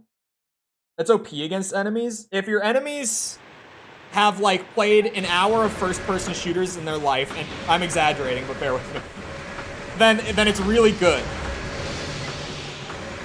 But The plasma caster used to spawn on 4v4 maps as the map's like power weapon pre-title update.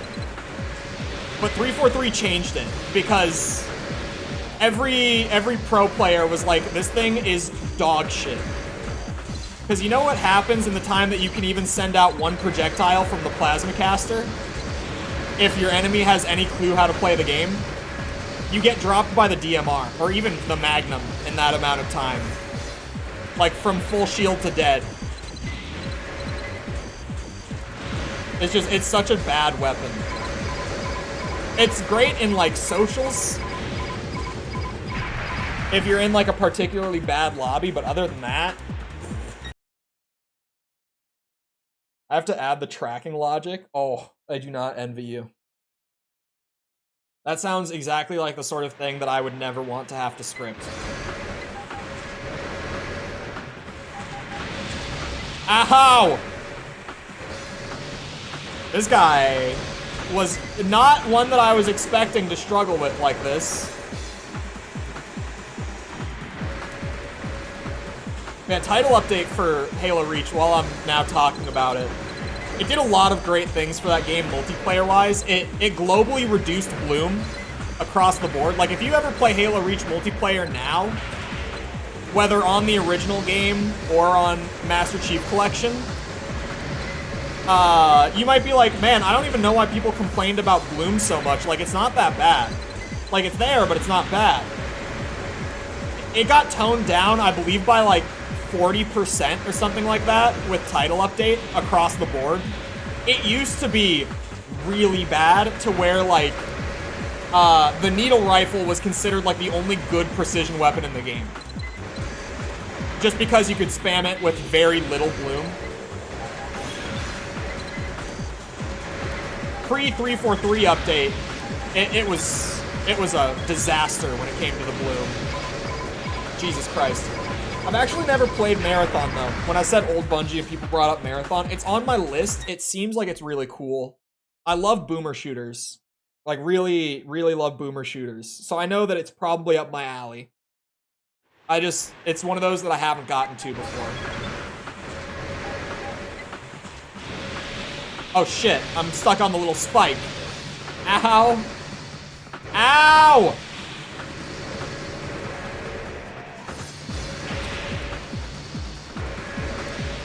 I would say that I'm excited that Bungie's making a new Marathon, but at least from what I've seen, I have no idea what this new Marathon is going to be. Because, like, from what I understand, it looks nothing like Marathon from the reveal trailer they gave us. Take my life, we reset those. Like Doom or Unreal?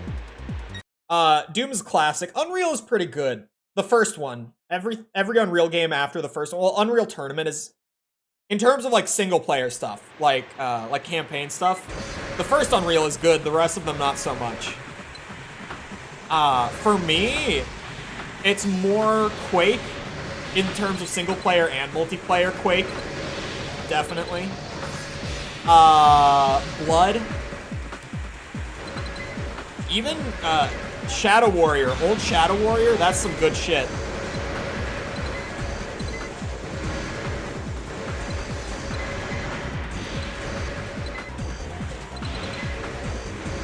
Even the rebooted Shadow Warrior wasn't that bad. I've still only played the first one.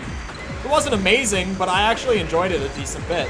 Like, I remember people thinking it was going to be terrible leading up to it coming out, and I was kind of thinking it wasn't going to be very good, but it was a solid game. Nothing crazy, but like, I certainly had fun with it.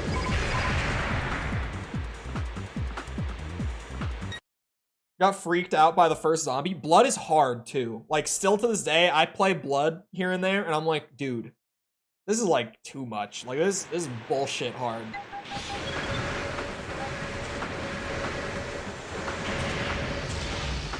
Oh.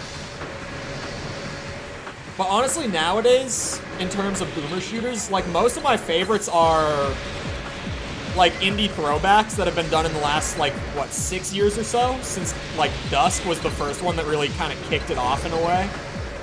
Not in the sense that, like, there weren't any before Dusk, but, like, Dusk was the one that got really popular and kind of, like, brought a spotlight onto that side of the indie scene.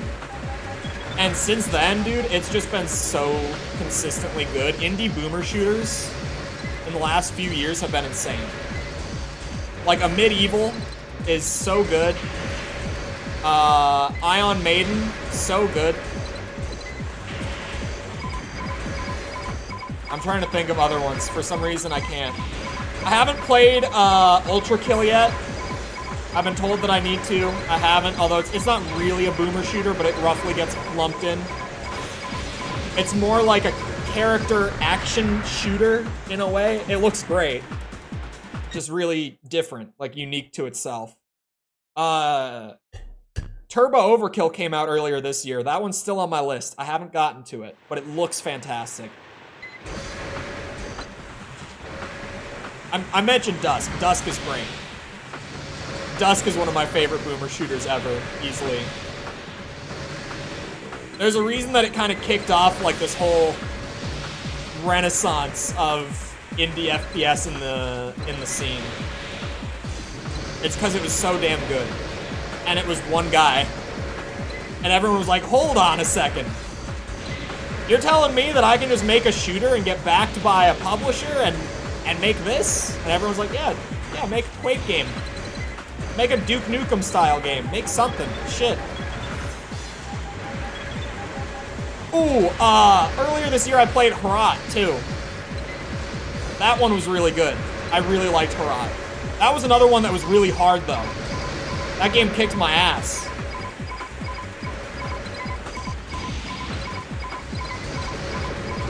Oh, I've been saying for a while that that Halls of Torment is going to be my indie of the year. I completely forgot Herat came out this year. Because I bought it in early access like 2 years ago. And I played it then, like what was available, and then I waited for the full release to be done, which was this year. So for me, it doesn't feel like it came out this year, but it did. And it was really damn good. I might have to give out 2 indie games of the year this year. I don't know if I could choose between those two. Completely forgot about Herat.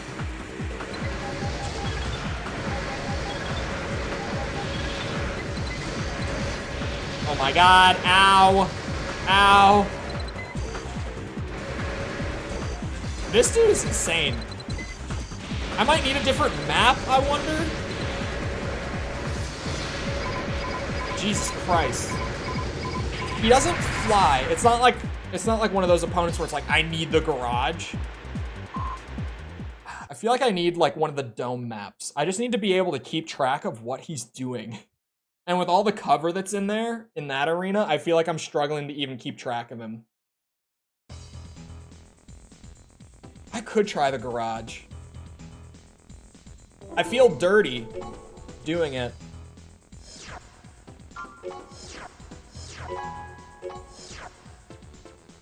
I might do it. I think I'm going to. I'm just gonna see.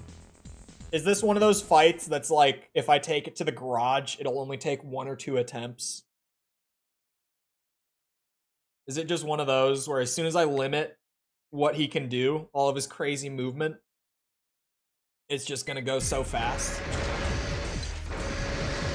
Ooh, but there's so much less cover in maps like this, is now a downside. I was maybe a little more reliant on the cover than I was giving credit. He backed himself into the... he got back out. I was like, he got into that little corner spot. Jesus Christ. Yeah, so what is that weapon that he has?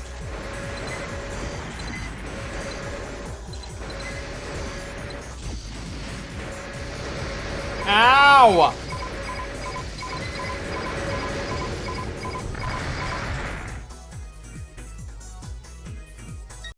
Free profit. I just need to remember to not install Unreal 5 onto this computer.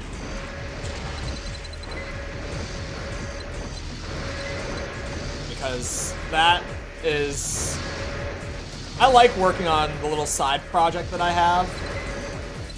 But Jesus Christ, if I allow myself to work on it, it takes up way more of my time than I should allow it to. I have no self-control when it comes to that one. Ow, son of a bitch.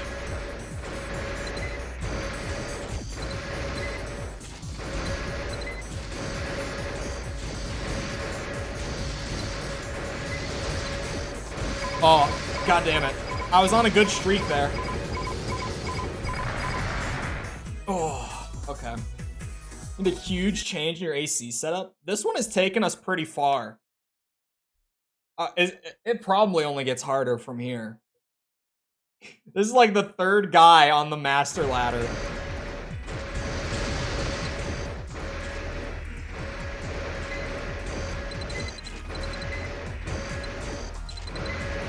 Oh, you can only get it by beating him.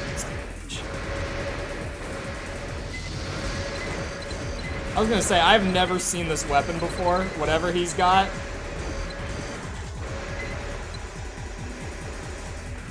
Do you ever disappear? That's a no. These things have just gotta like hit pillars or a wall or something. Oh my god. No, not the rocket flurries again. Stop. The missiles are mostly fine. Whatever your arm weapon is, that's the scary one.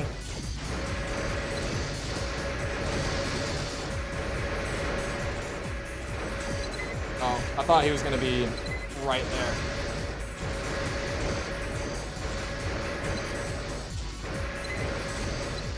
Holy shit, man.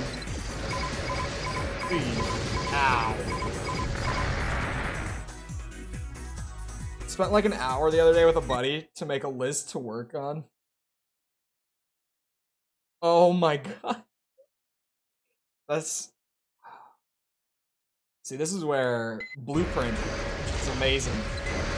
Syntax stuff like that I would not catch the mistake for hours. Well, actually, there is still weird stuff with Blueprint specifically that's, like, similar. But it's not...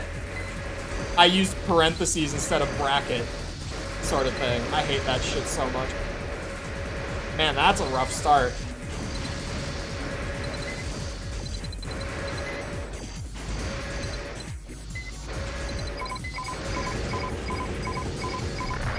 Damn. I got kind of bodied on that one. He's moving so fast with quad legs.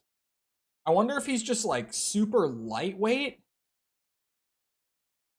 But he has so many explosives. There's no way that with this much firepower he can be that light. Does he just, is it boosters? Like, how is he getting this kind of speed out of quads?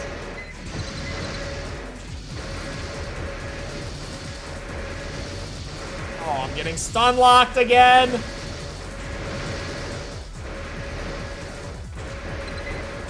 That's painful. Oh, Jesus Christ. I think it's weight. It must be weight, but he has so much firepower. Like, how could he be that light?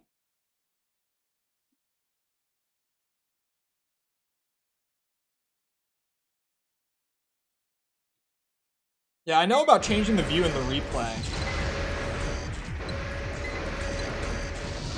Ah, shit.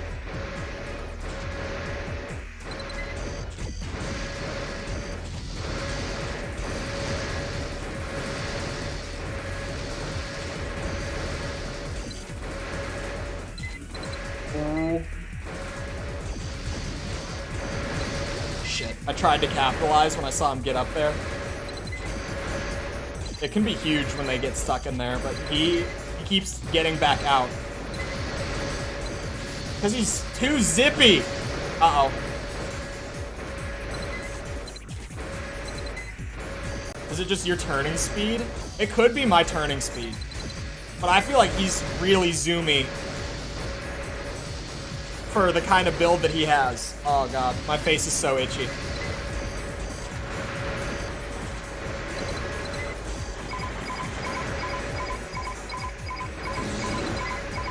Going for the Hail Marys here. Aw, he turned left. Good Reddit army. Hello, separate.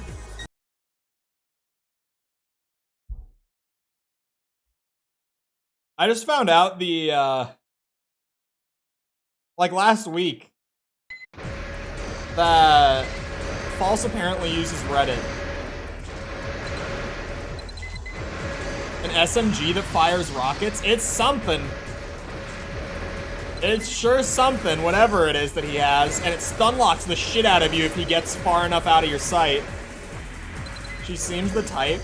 Yeah, she just said something like, oh, I saw on Reddit, and I was like, oh, you just browse Reddit? She's like, yes. I was like, ah. You do too? My Reddit isn't even logged on the new computer. Because I've not logged on to Reddit once since buying it. Oh, I thought I could get a hit there.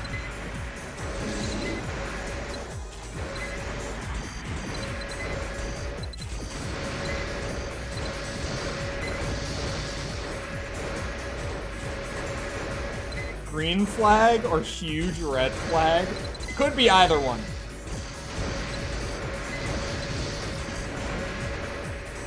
I can't remember what I was playing when I said this, but I just remember once on stream, someone asked in chat, like, what's the biggest red flag? And just like, no hesitation, immediate answer, I just go, League of Legends. And it's true. I don't know how I spat it out so fast, but it was one that just came to mind so quickly, and I said it, and then the more I thought about it, the more true it was. I just immediately, I was like, League. If she plays League, it's over already. I used to be a Reddit fiend a couple years back. r/teenagers enjoyer. My,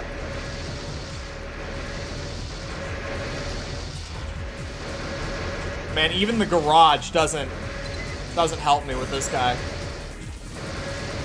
I really thought it might, but if you get stun locked, you're in it, man. It's so hard to break that, and even if you do break it, you've taken so much damage from it. When they're toxic and a murderer, okay, there's that. There is that. But also League of Legends, and to a similar extent, I would probably also say Valorant. It's about the same. It's just like, it's kind of two variations of roughly the same thing.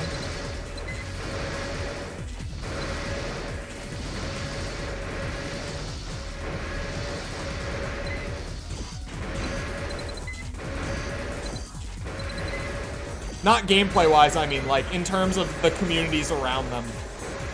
Of course. They're very different gameplay-wise.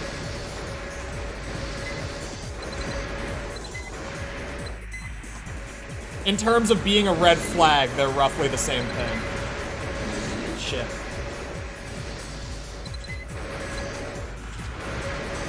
The ups and downs would be so crazy.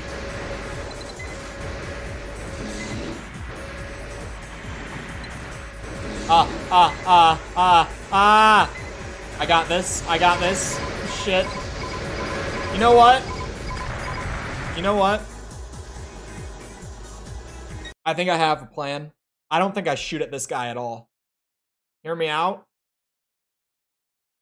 I think I just go for the sword. I try to end it quickly on a good run. Like, if I just get a good start where he's not spamming the grenade that much, and I can get in for some moonlight hits, that's honestly maybe my best play.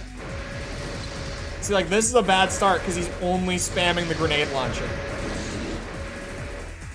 But now he backed himself. I couldn't capitalize.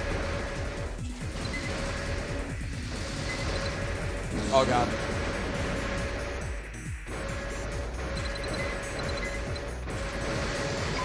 Ow. I started being a scroll zombie too much on Reddit, so I only have 3 subs I'm in now. I feel like it's one of those social medias that you can definitely get, like, very sucked into. Oh, wait until he runs out of ammo. Honestly, might be a move. Whoa. Who knows how much ammo this bitch has got? But let's see.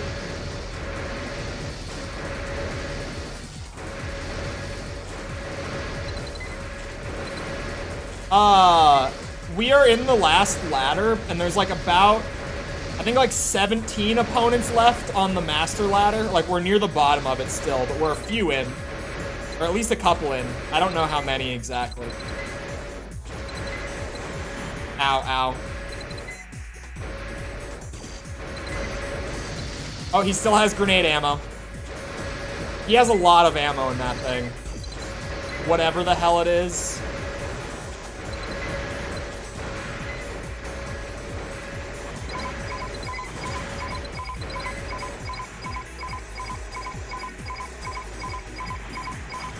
Shit, I'm going to die.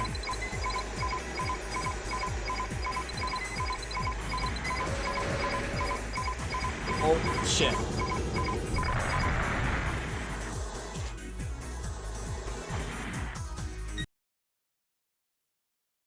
Its secret boss is probably one of the most difficult. Say for Zenaida, obviously. I've heard so much about Zenaida. I feel like, at this point, she cannot possibly live up to the hype.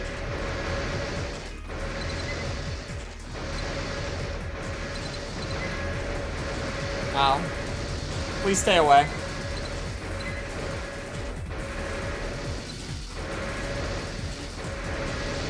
Jesus Christ.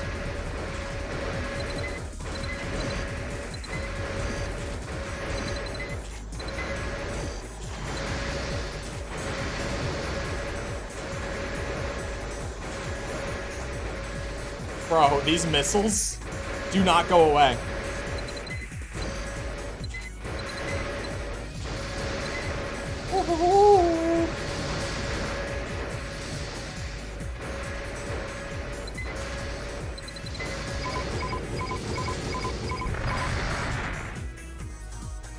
You'll die when you get to Ultimate Zenaida, just don't expect too much.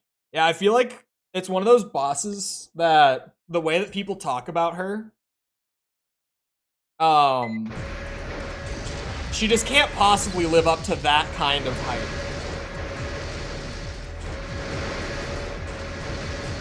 A lot of games have bosses like that. They get super played up. But some of them, they do live up to it. I remember there was the one robot boss in Cuphead, like the flying one. And oh my god, like I heard so much about that one, and then I got to it, and it was actually so hard. Like one of the hardest bosses I've ever seen in the game, easily.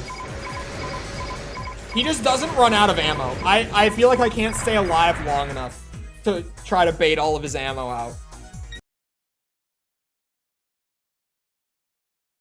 Fast and crazy amount of damage too. Maybe she'll be hard.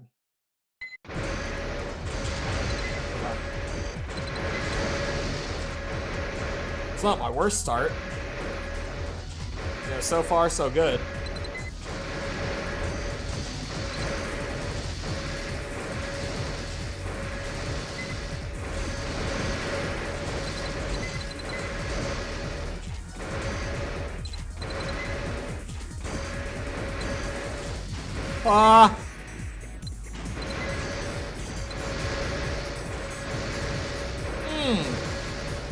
I'm in it. I'm stuck in the loop a little bit.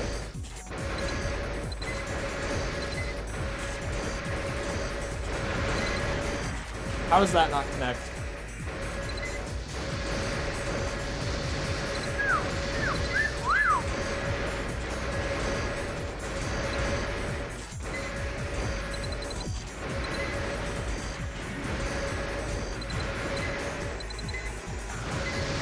Oh, son of a bitch.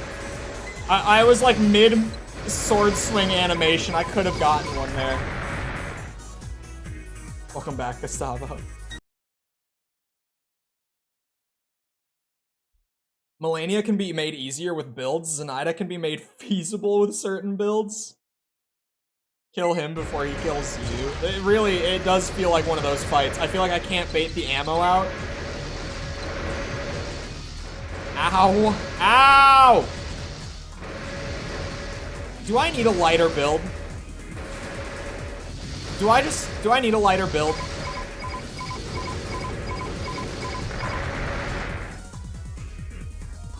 I feel like it's accidental most of the time. Miyazaki did an interview once, way back. It was an interview about Demon Souls. Oh, sorry, Dark Souls. But they also were talking about Demon Souls because obviously the two games are very intertwined, like design-wise, developmentally, all that. And Miyazaki told this interviewer that they don't try to make hard games at FromSoft. They just try to make games that feel like a real world. And at the time that I read that interview, I was like, oh, that's really neat. Nowadays, I gotta be real, I feel like that's bullshit. There's no way. Have you played Elden Ring and AC6? There are things in there that are literally just like hard skill checks. Even Dark Souls 1 has a hard skill check with Ornstein and Smo. It has a straight up DPS check with 4 Kings. Right? I feel like that's bullshit. I'm calling bullshit on him on that one. There are things that are just so clearly designed to be hard in one aspect or another that I'm like, yeah, there's no way. There's no way that the difficulty just comes from making the game feel real. Sometimes it's just like, no, this was made to be difficult. Felt like a skill exam. Yeah, like there are bosses that are just kind of clearly there to be like a skill check, right? To be like, okay, you have to be at least this good to play the rest of the game, right? And there's a lot of them in FromSoft games that literally are just there to be like, all right, prove to us that you've learned enough about this game to continue. There's no way that the difficulty's accidental. I call bullshit on him on that one. Even though it's straight from the mouth of the director, I call bullshit. Okay.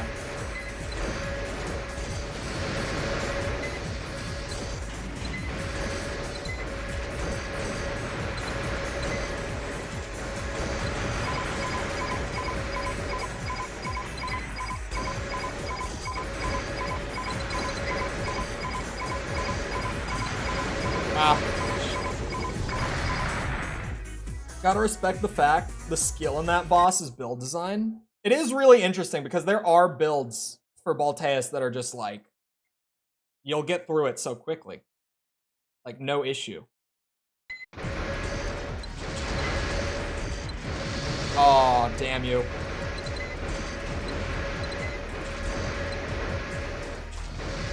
Whoa. Whoa, please, man, don't do this to me.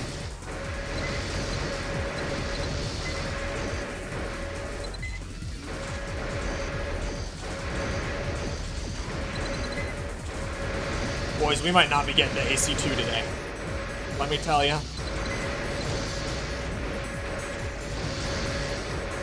The first couple master opponents weren't even that bad.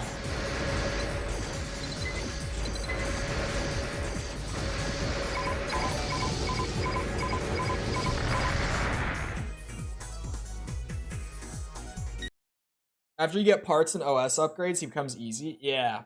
Vector, thank you for the sub. Appreciate it.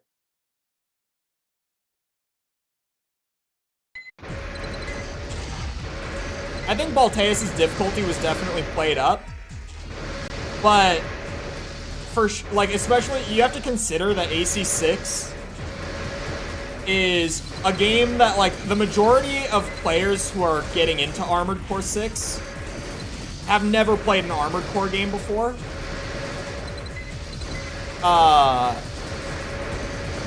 So I feel like in that sense, it makes a lot of sense that his difficulty did get played up to that extent.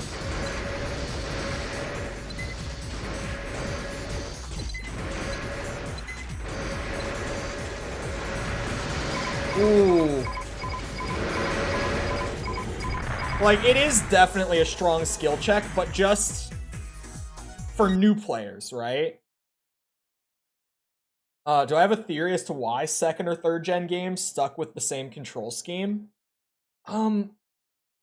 It's okay. It's really weird because obviously, as early as Armored Core 2, the thumbsticks were used for certain actions.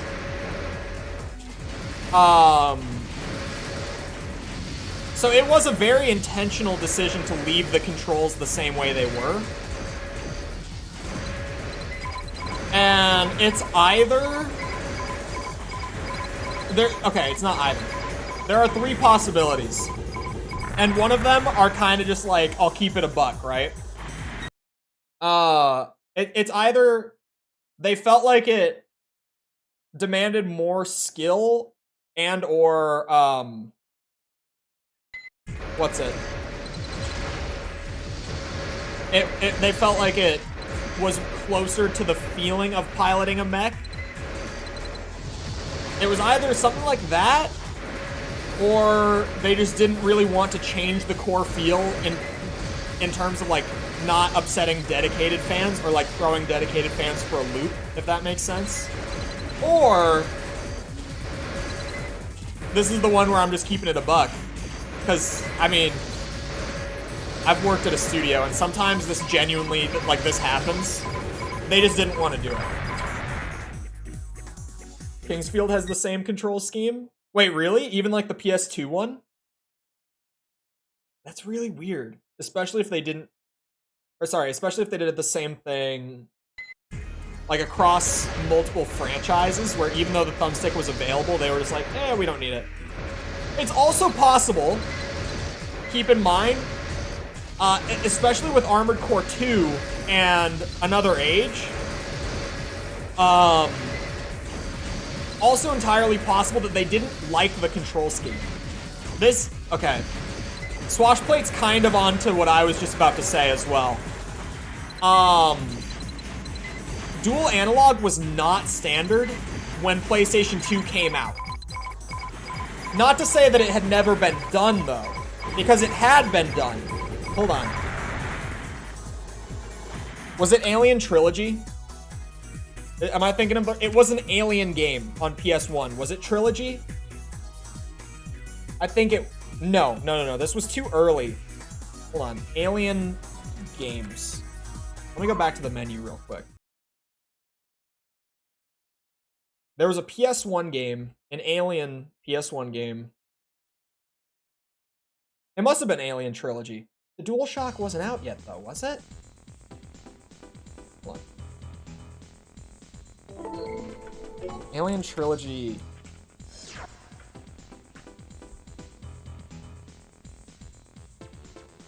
It must have been a Trilogy.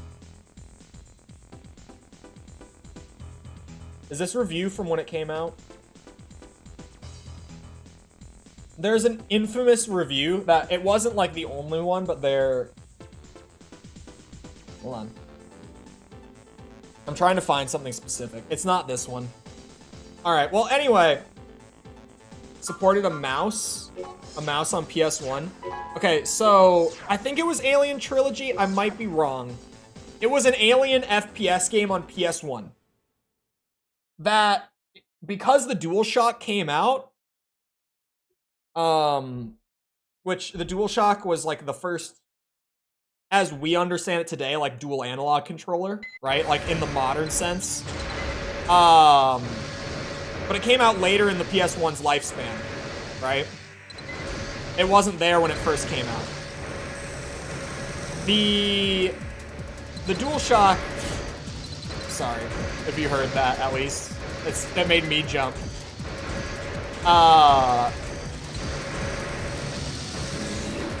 Kind of lost it. Resurrection. Thank you. It was Alien Resurrection. It made dual analog the standard control scheme on an FPS game, like exactly how we understand it today. Left stick to move, right stick to look. And it got terrible reviews from critics and audiences alike when it came out. because everyone said that the control scheme was janky and dog shit. Like, literally just the standard FPS controls of move with the left stick, aim with the right.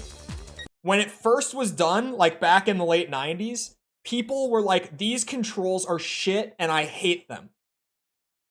It's actually fascinating. It's just for whatever reason, Halo Combat Evolved came out in like 2001, I think. And that time around, everyone really liked those controls. And from that point on, it kind of like slowly became the standard over the next couple years. This is just a full rest in peace run. God damn. But at the time, in the late 90s, people, for whatever reason, even when the first few games like tried to adopt it, people hated it. I don't know why. It's so weird to think back on, because it feels so natural. And obviously, for like the last 20-some years, it's just been the, not even just first-person shooter, like the shooter control scheme, right? Third person, it fucking twin stick, you still aim with the right and move with the left. Oh. Foul language. Oh. R. The letter R. I don't think Alien Resurrection has aim assist. I don't think many games had aim assist when they were first doing it. Well, okay, aim assist is weird. Because there's aim assist how we understand it now, and there's 90s aim assist. And they're very different things. Their old school boomer shooter aim assist exists like as far back, as far as I know, in Wolfenstein 3D. So like 92, I believe, was Wolfenstein 3D. Aim assist back then wasn't that your aim would like slow and track on targets. It was if your bullet was kind of close enough, it would just hit. It was, what now? We still use that system. Why can I not think of the name? It's, there is a term. Holy slowdown. There is a word for it. Help me out. Someone who knows game design stuff. It's not aim assist, but it's if your bullet is close enough and they just give it to you. It is called... I'm going to think of it, I swear. It'll come to me. Why can I not think of it?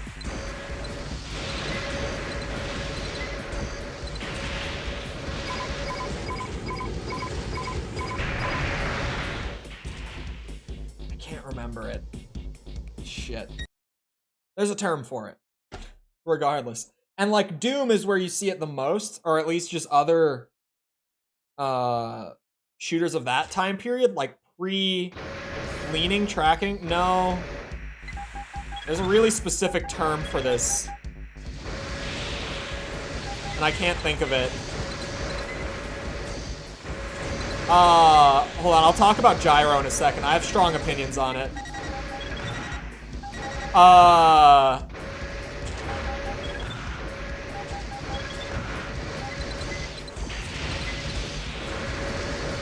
Also 2D under the hood. Yeah, that's why it came about originally with the Doom thing, especially. Because Wolfenstein 3D is actually just 2D. Vertical hit scan. That's what I'm talking about with Doom specifically. Is,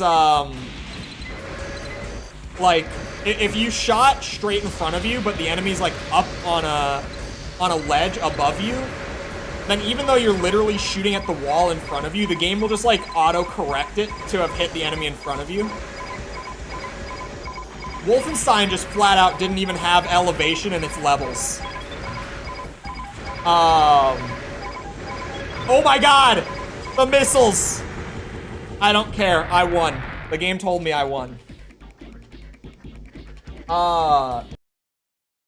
Thank God that's over. Jesus. I'm so pissed that I can't think of the term. There's aim assist. There's so many different things for like controller aim, like so many different things that are helping you that you don't know are there unless you know that they're there. Like there's aim assist, there's aim snapping if the game has it. There's like actual auto aim in some games. Oh, I can't think of the term I'm looking for. I'm so pissed.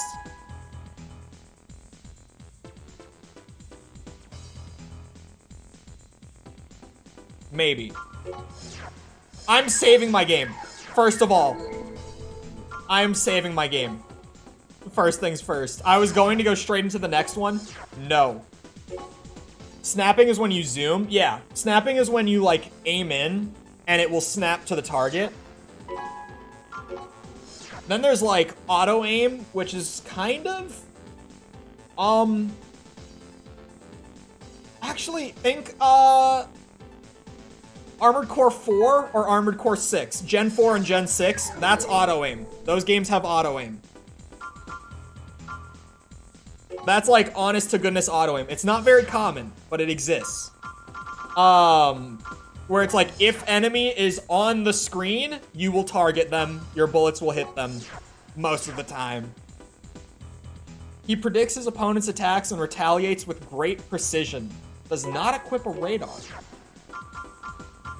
Interesting detail to throw at me. I love gyro.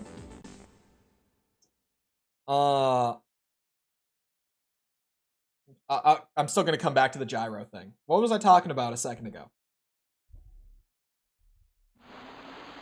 Oh, I was talking about the old Doom and Wolfenstein engines. Here's a good trivia question. See if anyone in chat can get this right. We've got some guys who know their retro shit here, apparently. Good trivia question. And I say good as in this one trips most people up, so get your thinkers on. What was the first FPS game to run in a truly 3D engine? Or, sorry, first commercial FPS game. Sorry, I should have added the commercial thing. It changes the answer. First commercial FPS game. Marathon? Pretty close. Quake? A little further off. Marathon's actually pretty close. Because Marathon is what, 94, I believe? I haven't played the games, but I think it's 94. Doom is actual 3D, but I don't know if that was the first one. Doom is not actual 3D.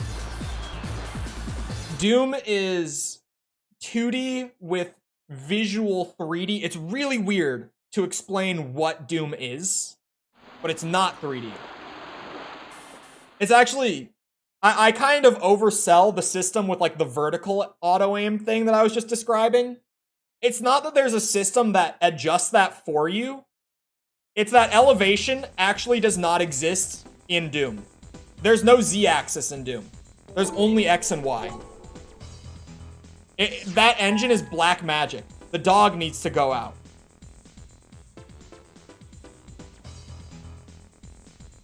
Doom does not support rooms above rooms because of the limitation. Yeah, and if you ever go to use the map editor for Doom... Actually, let me show you. I'm sure I can just find images of it. If you ever go to make a map for Doom... Yeah, here's a great picture of it. Here is what the Doom map editor looks like. This is building a map in Doom.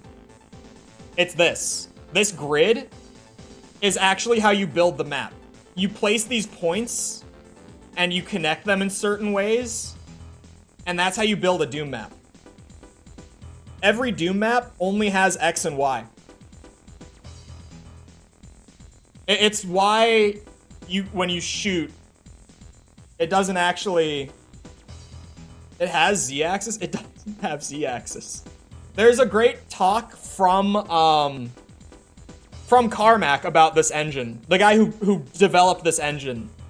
He did a GDC talk years ago describing how it works. I'm not super well versed in game engineering, so I can't explain how he did the illusion thing to you, even though I've heard him explain it. I couldn't explain it to you, but he does a very good job at explaining it. And it's fascinating. it's worth looking into. But no. The first truly 3D FPS game was the original System Shock. Was the first game to have an actual 3D engine in the FPS space. Hold on, I'm dropping a save, and I need to get up for a minute and let the dog out. She just woke up. So, I'll be back in a minute. Feel free to get up, get a drink, snack, bathroom break. Whatever you gotta do while I'm up real quick, feel free to do it. And when I get back, we will continue to climb the master ladder, at least until I hit another wall. So I'll see you then.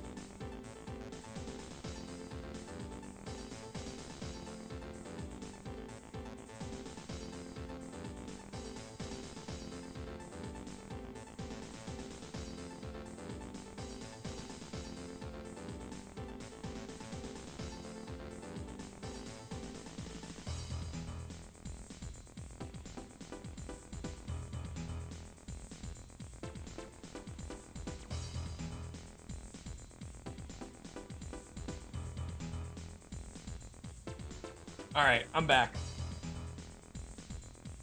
Dog has been let out. And we're good to go. Okay. How many do I have left?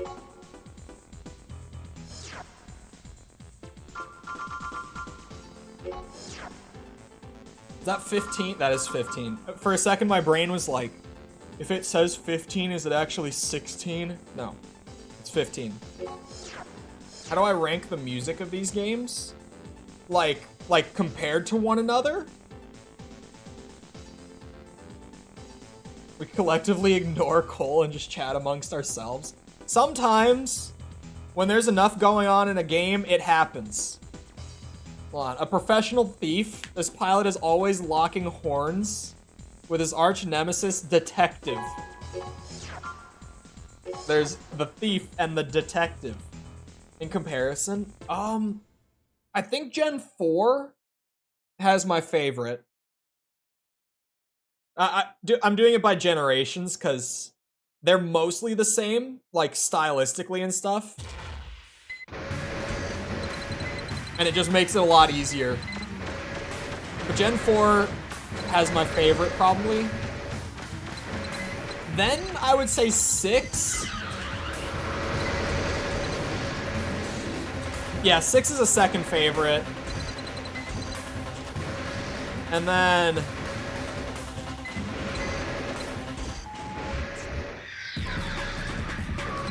then I would say 5. Then 3. Honestly, I don't really remember Gen 2's music. I don't remember it being bad. But... I don't know. I don't want to rank 1 and 2 against each other. I think I get it now. It's really odd to have the way that engine works. Oh, what about gyro then? I hate gyro. Hold on, let me go back real quick and read the full message that you said earlier. Just rely on heavy aim assist and have Wii PTSD. Splatoon revived the control scheme. I tried it.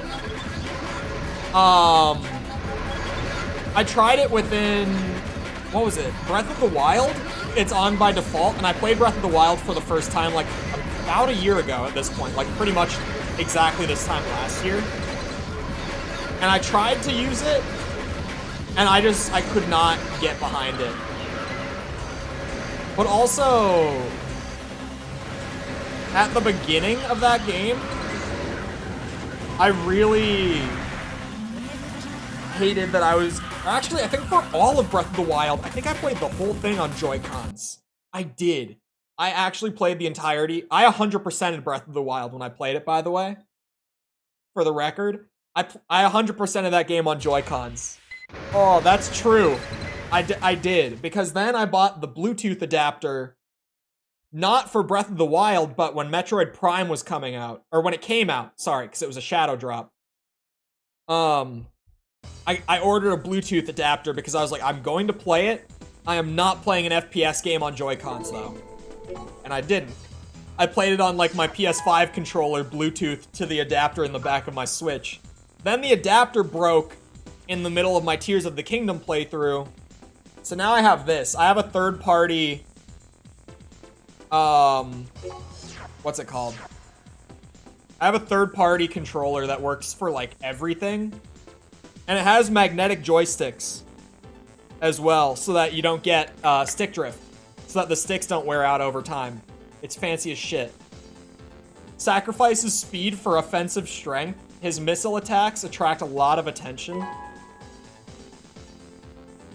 The rendering is not 3D. Yeah, it's super weird. Doom is a really creative... What is that symbol? On the controller?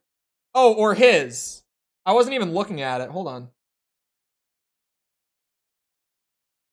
Oh, the weird... What is that? I thought you meant on the controller. I'm like, you caught it? I was like, it's just third party. Oh, the controller's called, I think it's called the Kong 2 or the King Kong 2, something like that. It's third party. It seems kind of sketchy. I've been using it for months, though, and I can vouch. It's pretty great. The only thing I hate is that it's Xbox styled. So like raised left thumbstick and lower D-pad. And then it has an Xbox One styled D-pad as well. And I hate this D-pad with a passion. I hate the Xbox style D-pads so much. Like it's 1995. I think I've seen that one. I could never be a dev in the 90s. Like, even, well, actually, I like doing game dev stuff now. It would be unfair to say that I don't like doing dev stuff now. I do like it. I don't like working under a AAA publisher. That was the thing that I'm like, nope, not doing that again. I'm gonna start saving after every opponent in this ladder. Xbox D-pad is a failed being. It's awful. It's actually, the Xbox style D-pads are so bad. Low-level coding is more understandable to me. Yeah, I like game dev. Like, I have that side project in Unreal that's been on like a 3-month hiatus just because I refuse to install Unreal to my new computer. Because I will sink so much time into that, and videos will be on like a 2-week schedule instead of a 1-week. But like, I love working on my own stuff, or even just like the college projects that I worked on with like groups were so fun.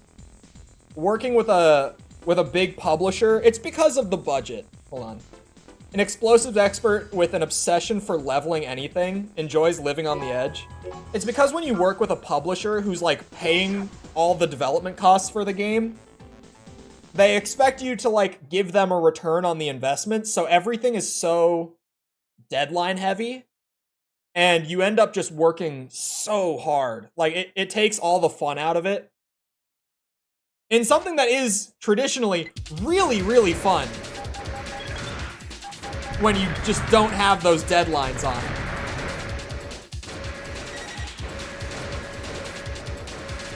Dude, he is still up in the air, like really high up. Still just blue arrow. There it is. Whoa.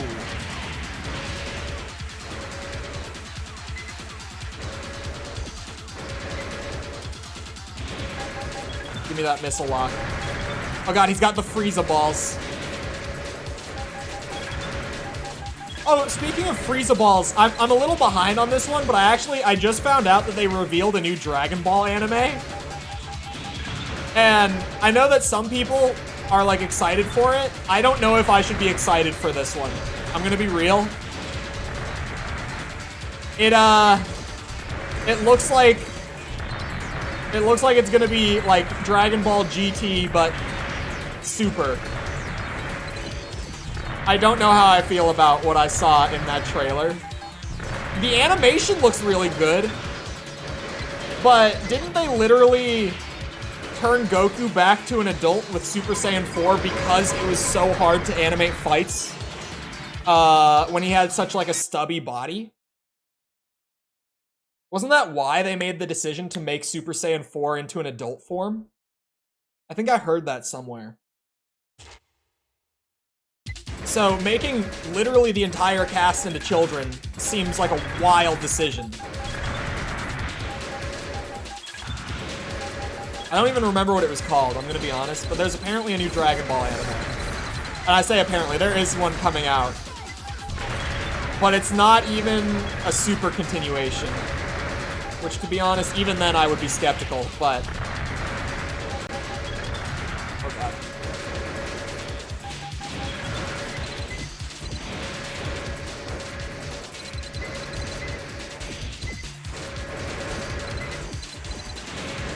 Oh, that's a nuke. That's a nuke!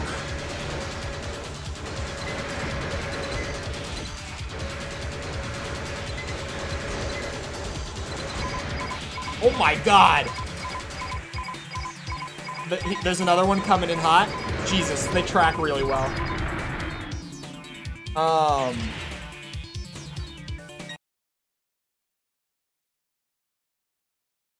That one's over, but it's awesome. I've heard that one has a reputation. I know about that one. Coding is more fun with friends, or at least friends who throw ideas at one another. Well, yeah, me and the team that I had when I was working, we all ended up being pretty good friends, so we had a fun time a lot of the time, but then, like, at the end of every sprint, like, the last 3 days or so of every sprint was just the most ridiculously stressful thing.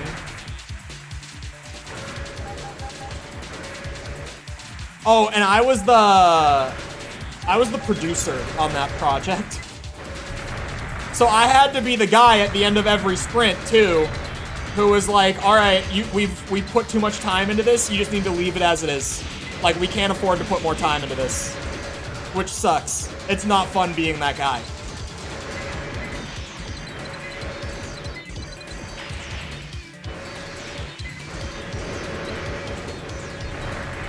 Fresh cut? Yeah. It needs to grow in, but... yeah, as of this morning. It's very fresh. And, my barber will not let me leave, ever, without product in my hair. So, like, he uses this product. You know how there's, like, guys who style their hair will know what I mean. There's product that, like, that makes your hair super, super, like, tough. Right? Like, almost... I don't know how to describe it. It makes it super, like, gross. Like, it feels gross to touch it. And then there's some, like, there's I can't think of the term. But there's other paste, or whatever it is, that makes your hair feel like there's basically nothing in it. But it will still, like, hold a shape. he does not use the ladder. I normally use the ladder. He uses the stuff that makes your hair like super, like sticky almost. I don't know what the word I'm looking for is. Also, even if the alert didn't come through. Thank you, Ricky, for the 6-9. Oh god, is the TTS gonna read the sunglasses emojis? I hope not. You know what? I don't need an actual timer. I'll just keep track in my head.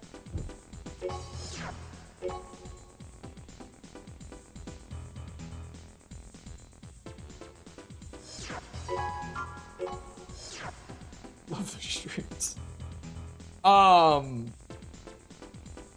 I moaned about technical debt? We didn't really have technical debt on our project. It can happen. We were very, we had a couple moments of it, but we were actually pretty good about when we did have it, we would fix it. Like, if we noticed that technical debt was starting, and we knew where it was coming from, which we always did, like, it would be someone's job for, like, the next 3 days or whatever to go in and just fix that issue, whatever it was. So we had a pretty easy time with technical debt on that project. We also just made everything super modular, which helped a lot. A famous dancer whose tricky maneuvers in the arena both confuse and frustrate his opponents. Our project was super, like, arcadey. It was sort of one of those things where it's, like, very sandbox-based, and you would just play it, like, over and over and over because there was just, like, an intrinsic replay value. So, like, from the very start, one of our things was just, like, everything should be modular. Like, everything, once the system is set up, we should be able to make adjustments, like, from level editor for whatever object we might be working with. And that, we did a ton of that, which really saved us a ton of time dev-wise. There's the alert, though. Is it going to read it? I'm still, sometimes it takes... Smiling face with sunglasses, smiling face with sunglasses, smiling face with sunglasses, smiling face with sunglasses, smiling face with sunglasses. I got my answer. Thank you. Thank you again, Ricky. I can't speak. Wait, you're over there? Smiling face with sunglasses. Smiling face with sunglasses. Oh, it's fine. We get to hear Charlie.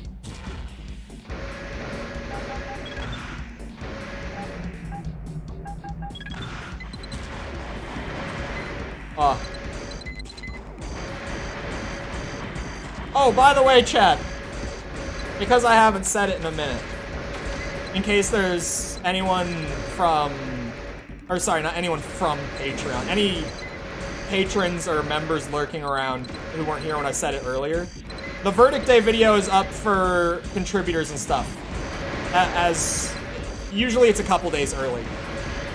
So in case anyone is here who didn't get the ping, I try to give a heads up whenever it is the case. But yeah, Verdict Day video is up for contributors and such. And then on Monday, out for everyone, as per usual. The ammo in the AC6 Karasawa is low. But to be fair, it's low in like all of them. Even Gen 1, the big downside is that if it's a mission that's even relatively long, you're gonna run out.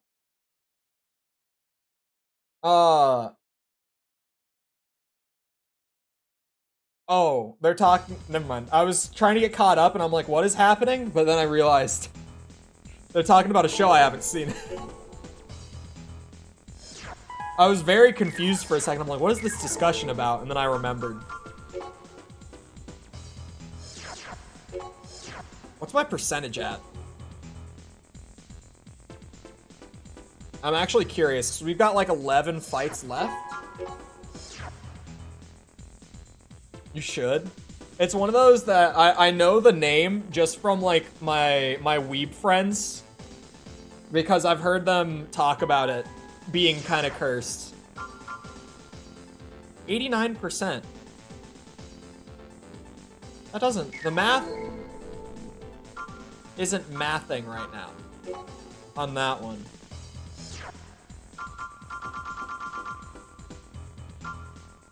We'll get there when we get there. He's considered the arena's most adept sniper and prefers weapons that fire high-velocity rounds. If it's a sniper battle and he doesn't deal like 1,000 a hit, I think I'll be fine. Probably. The Master Arena hasn't been that bad outside of the guy with the rocket machine gun arms. That was nuts. That was, like, easily one of the hardest Gen 1 fights out there. Maybe the hardest one so far. I don't know. I don't know what I would put above it is the thing. Like, there's not a Gen 1 fight coming to mind that I would put above that guy. I think he kind of wins hardest Gen 1 fight so far by default. Because that was wild. Very careful with Sawa ammo. You kind of have to be. Because it does run out pretty quickly.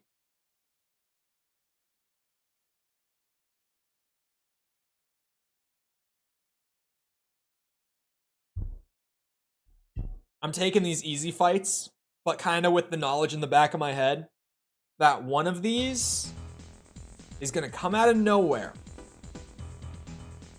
And all of a sudden, it's going to destroy me. So I'm taking these easy fights, but I'm not getting, like, hyped up on the fact that there's a bunch of easy ones here.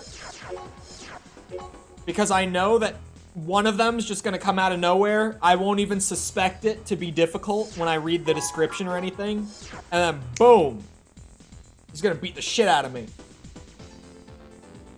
We know that Hustler 1 is going to be the #1. Oh, wait. I didn't even look. He might be the #1 on the Master Arena. But I feel like because it's Disc 2, he might not be. Hustler 1 is not as difficult as that rocket arm guy. It is not. It's Napoleon. It's Napoleon. Enjoys the rigors of battle. Once provoked, he becomes a persistent and fearsome opponent. He has that rifle. And that rifle is deceptively dangerous. That shit, every time that I've fought someone with it, it stun locks you.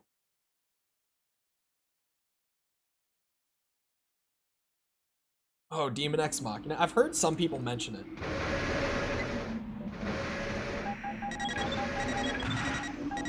I've heard mention of Demon X Machina.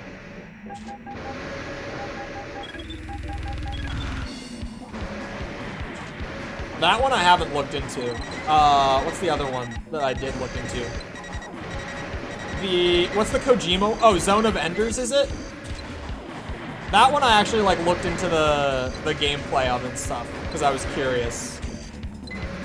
Demon X Machina I have not looked into. Very anime, a bit cringe, but fun. Very anime, a bit cringe is more of a green flag than a red flag, if you ask me. It has a charm of its own. Remember, I enjoy a good, like, so bad it's good. I'm very entertained by stuff like that. Oh my god. I was like, are they just gonna keep swinging and blasting themselves with the splash? Yeah, that rifle hurts. Like, a lot.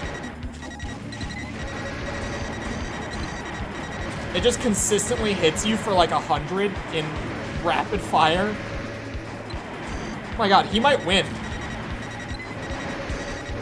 This is a bad map to fight this guy on. I really know how to pick the maps. Oh.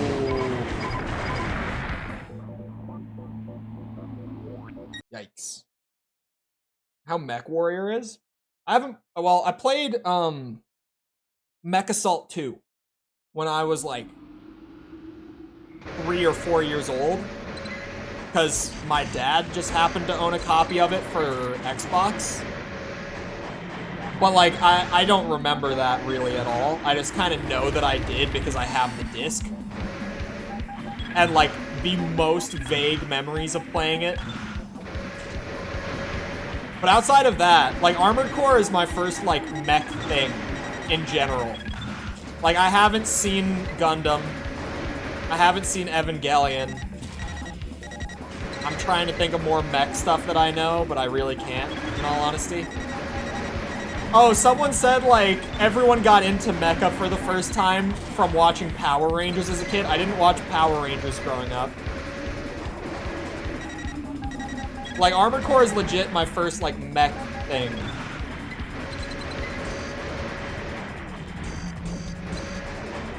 Shit, the missiles did not carry as hard this time.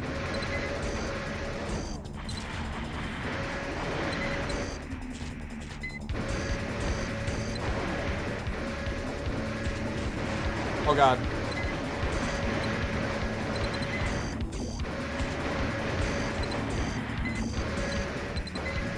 I mean, I'm going even with him on damage right now, but he's probably gonna catch up to me pretty quick here.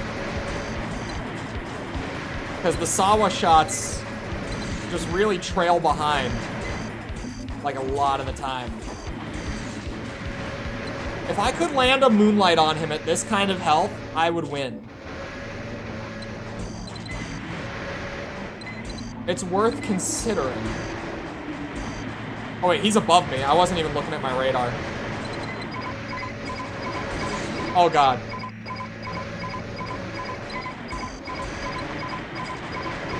Yeah.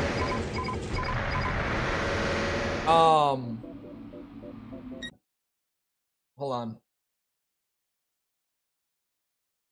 Gundam hasn't had any good games, unfortunately, recently at least.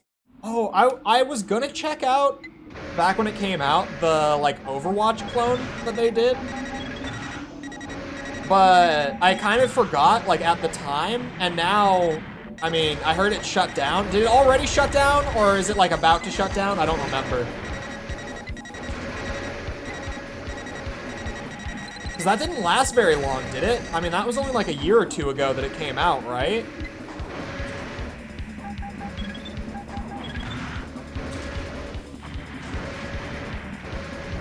Oh god. Okay. Which one?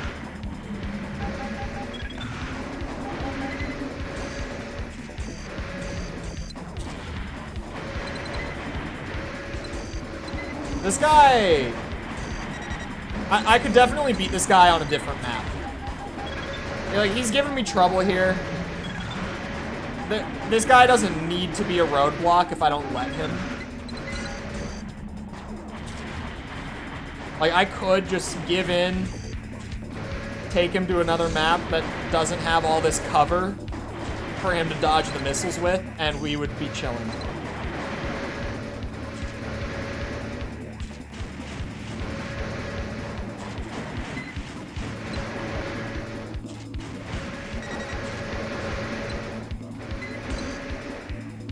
Maybe I should just take him to another map.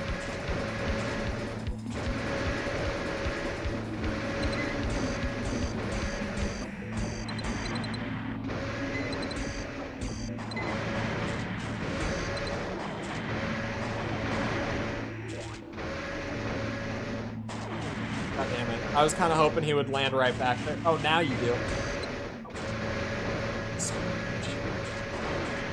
And you sit still. Oh my god. Alright. I'm taking him to the garage. Live services live and die fast, and I really hate that. It's done? Okay, so already shut down? Yeah, I wish that live service wasn't, like, as prevalent, at least. I mean, in terms of, like, multiplayer games, like, multiplayer-only games, sadly, there's not a whole lot to do, like, to prevent them from dying like that. As much as it sucks, it is kind of like, yeah, if you just make a full multiplayer game, at some point the servers have to get shut off, or, like, even if you run peer-to-peer past that point, at some point there's just going to be no one playing. Right? But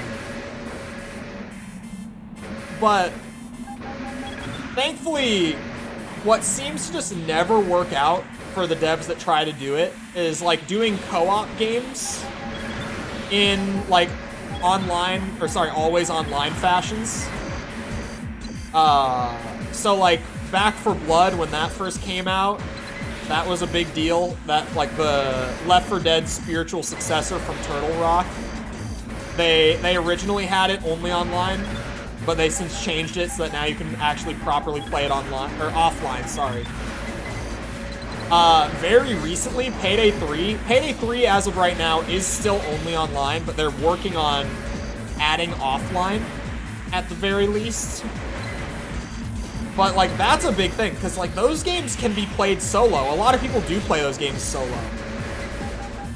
So, making them always online, all that does is just make it so that someday that game will no longer be playable, like, in any regard.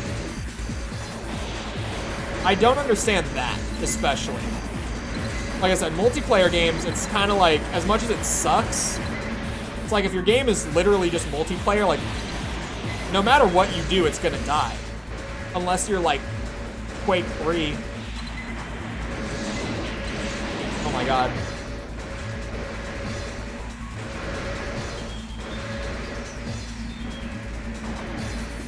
But it sucks because I'm big on like game preservation, personally. So just the idea that there are games that came out like 2 years ago that are already just literally not playable, and they will never be playable again, like that's crazy. Have ghosts in their offline mode? I think the ghost thing is... It's neat. I don't feel like the ghost thing... Maybe I'm weird for this one. I don't find it that interesting, personally. Oh my god. I'm not... I mean, I will actually say it. I had my hand on... Or, sorry, my thumb on the thumbstick the whole time. I was trying to move with the thumbstick. Like, muscle memory took over from, you know, every other game I've played in the last year. And I was trying to move with the thumbstick. Jesus, it happens once in a while. Even with the amount of them that I've played, I still do it here and there.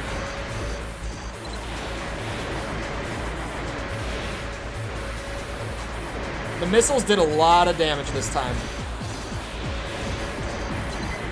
Oh yeah. Oh yeah, just keep sorting. Just keep doing it. Yeah, the ghost thing is cool in like its own respect, but especially with like DMC5, I feel like half the time I see the little pop-up for like, oh, it's so-and-so's ghost, and then I just never really see it. It will be fascinating to talk about.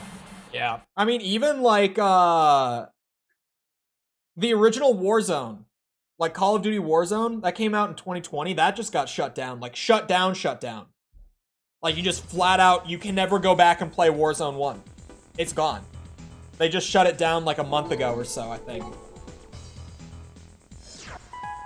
And that one, like, even Call of Duty, right, is just, once a few new games are out, old one, done, gone. Normally quiet and reserved, his demeanor changes dramatically upon entering the arena. Alright, Patch. Please go easy on me. The AI does play like people. Someone who spams one big attack, aggressive, defensive, the bots have themes. That's actually neat. For a fighting game. I feel like that gives it more personality to playing offline. What the hell? I don't even know what I just did there. I did something that I didn't mean to. Honestly, I couldn't tell you. This is the final ladder, but the percents when I checked a minute ago seemed kind of weird. So there might be something that I missed, or just something more. I'm not entirely sure. But the disc 2% seemed weird to me when I checked it a couple matches ago. Alright, Patch was no big deal. Patch went down easy. Yeah, online, always online, sorry. Live service, however you want to refer to it. It's really Because I mean, like, stuff like Destiny, right? That you can definitely play a lot of that content solo. At someday, both of the Destiny games will just never be playable. Do you mean Patches? No, it's just Patch, okay? His name was just Patch. Not Patches. Patch.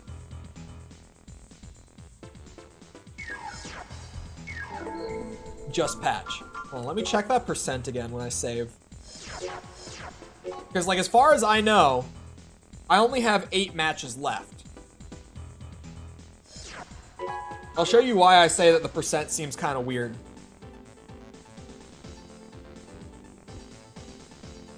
Hold on. It takes a minute. Wait for it. There we go. Yeah, like, I've got 8 matches left, but it says 92%. You might think, like, oh, every match is a percent. But I've already cleared 101 matches, so it seems like there might be, like, a tiny, like, maybe there's, like, a big final. I don't know. Oh, it could be that there's, like, a hidden part or two before the end of the ladder, and getting those parts is counting. That could actually be it. Utilizes speed to attack from the rear. Enjoys a close-in fight. And is equipped accordingly.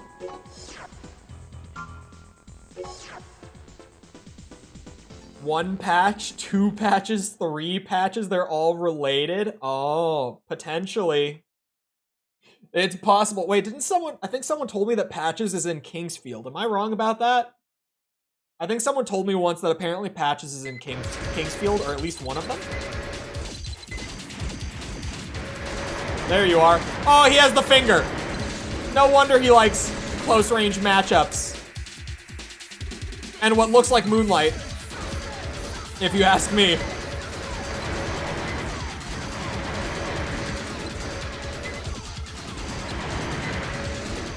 That's definitely Moonlight.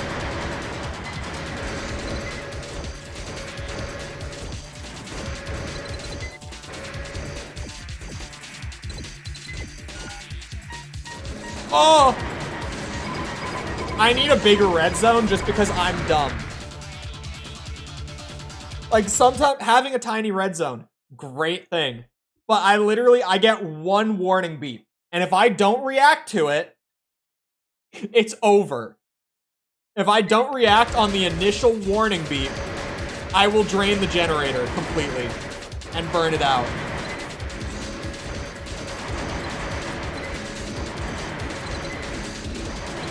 God damn it.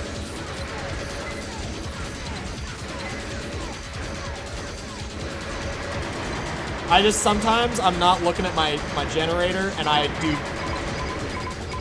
It's Moonlight. It's Moonlight. For sure. Now that I've been hit by it. Likes to come close and behind you. I don't like the sound of that. The average Project Phantasma player. Moonlight and the finger. It's true. That is the Project Phantasma setup. Does he have ammo packs?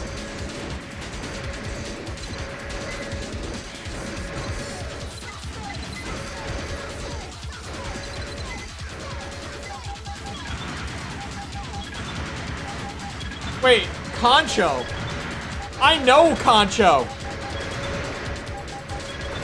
I actually know what that word means. This is like a repressed memory. I haven't heard that shit in years. At first I read it and I was like, oh, I don't know what that means, but I do. And it took me like a solid minute. Wait, he's behind me?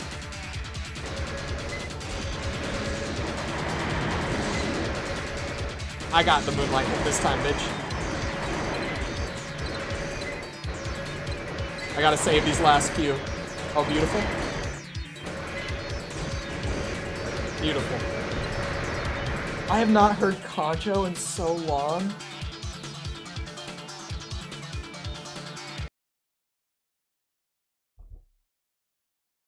Oh. Got really bright in here all of a sudden. Hello, Sepper. What are you checking those for? What is a concho? I don't remember. What culture is concho from? Remind me. Swashplate, since you know it, apparently. It's like a, how do I even describe it? How would I describe this? It's essentially TLDR, not beating around the bush whatsoever. Yeah, finger in the butt prank is the best way to put it, and it is Japanese. Okay.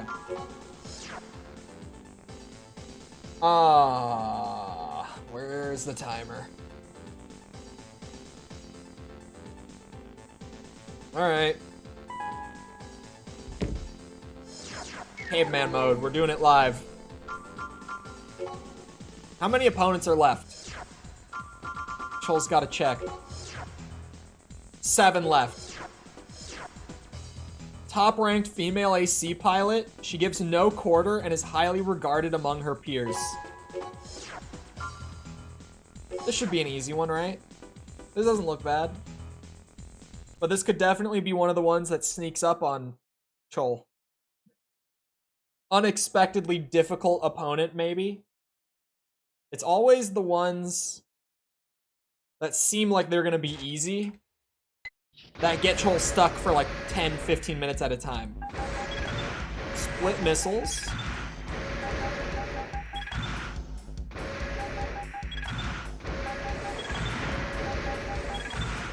Come on. Get hit by all the missiles. Ow. Ow. Chole's getting hit by all the missiles suddenly.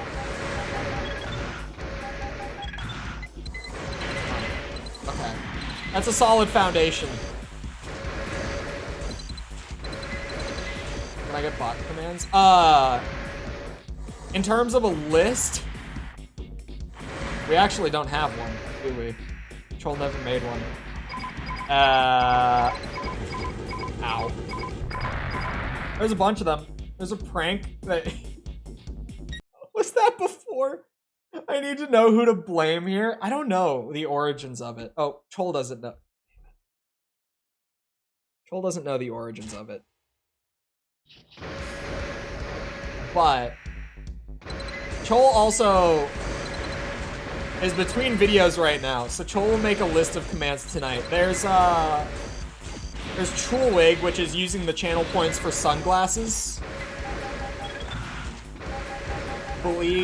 See, what Chole's not gonna know is the prices for everything. Chole knows rough prices, but not all exact prices. Except for think that would be more straightforward. There's that ad break. Chole believes is 200, which is like probably the biggest troll. Well, ad break is to troll people in chat instead of trolling me. Because ad break is literally just Chole hits the ad button. Like just plays an ad on the stream. It is commonly most enjoyed by YouTube Premium users. The people that don't get ads. It's one of the less used ones, but sometimes it can be devious. Chole believes Chulewig is 150.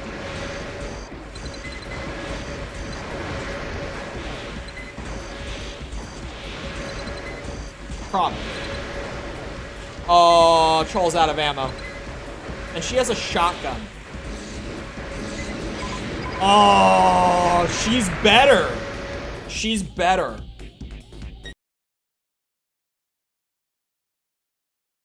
Can't be transferred from 2 to 2 AA? Wait, really? It doesn't transfer? It'll probably make Another Age more interesting, at least with the transferring save files.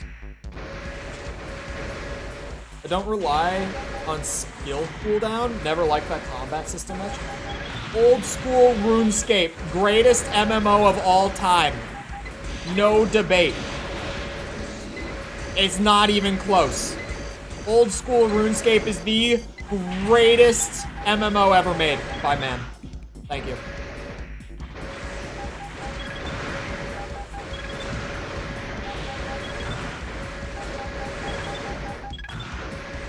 Who in chat saw that one coming? Any question about MMO? Or sorry, about is there a good MMO? Chole normally just doesn't like MMOs, for the record as well. MMOs normally just don't interest Chole very much. But RuneScape is a game that Chole has never been able to fully quit. Just take like, you know, a 1-year break here and there before inevitably reinstalling. Since childhood.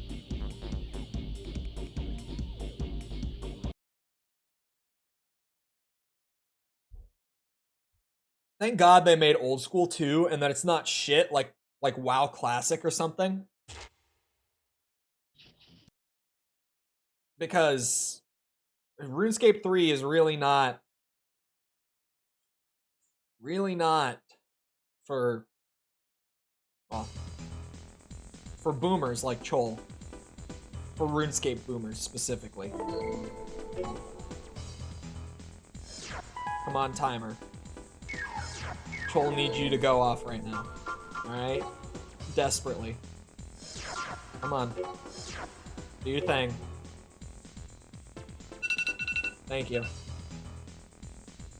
Oh, I can speak like a normal human being again.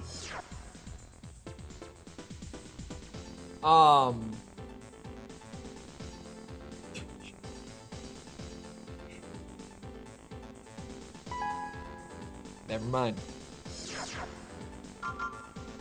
We run it back. Alright, 6 opponents.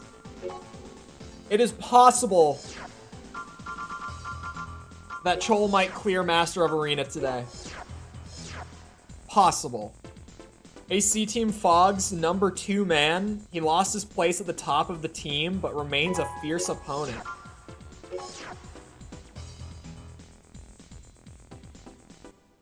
Lost his place to who? Caveman mode? As in Chole cannot use first-person pronouns. So Chole has to refer to himself as Chole for 5 minutes. Hey, you bastards better be saving your points, though. I'm telling you. Look, you didn't hear it from me. Holy slowdown, we're both using...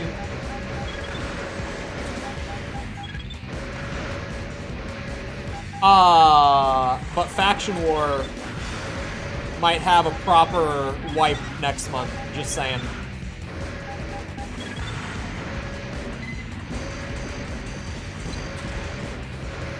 Because on deck for like this week is getting the last like old reward cleared that never did because of the release season picking up so hard. And then Chole can do a proper wipe for Faction War again. It's been a minute. Pronouns. Hello Unicorn, welcome back. Was buying the new Spider-Man game. Did you play it yet? Oh, it probably has to install, right? Do the PS5 and Series X still have to install off of disk? Chole would assume that's still a thing. Watching you dodge the missile rain. Yeah, you got the slow-mo. Both of us dodging each other's missile swarms.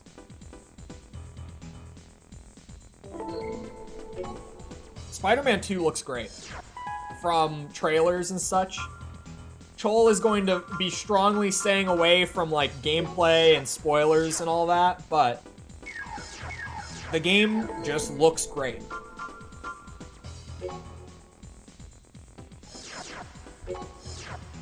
Just looks really, really good. One of the few dual back weapons. It's worth the damage when it lands. Patreon and membership, which one you prefer? Chole prefers Patreon over membership. You get the same rewards either way, except, sadly through Patreon, you can't get like the loyalty badges and the emotes for YouTube chat, which is why Chole made the lowest tier. It used to be $2 a month, but Chole dropped it to $1 when he brought out the Patreon. Hold on a second.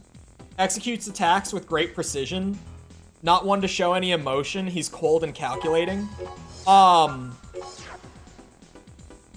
Sorry. Remembering where Chole was in that topic. Right.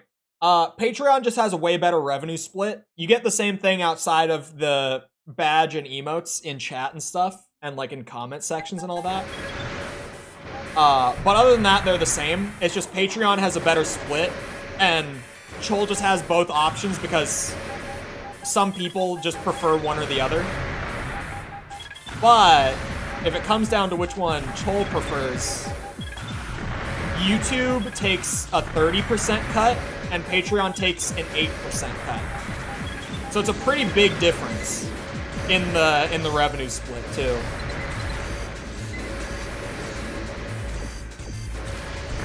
Ow.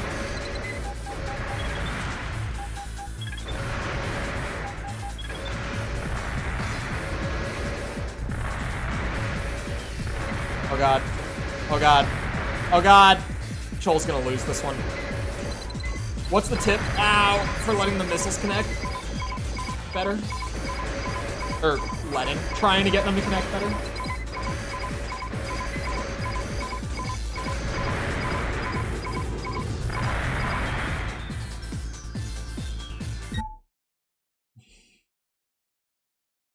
Sorry if that was loud.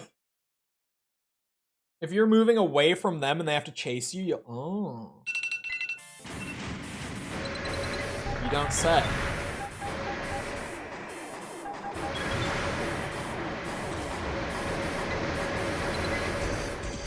Stun lock bullshit.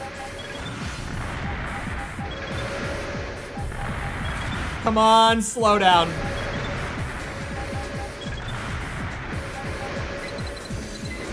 I love the amount of slowdown in Gen 1. It's hilarious to me. Just that sometimes it would be way too much for one of the systems to handle. Slowdown and Armored Core kind of have a history, huh? Now that I'm thinking about it. Hold on, Sepper sent me something. Is this a common bug?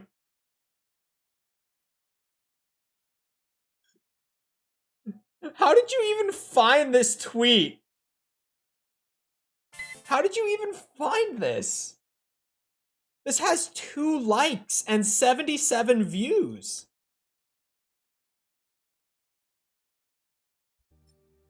Hold on. We'll share. Pretty common? Really? This is the first I've seen it.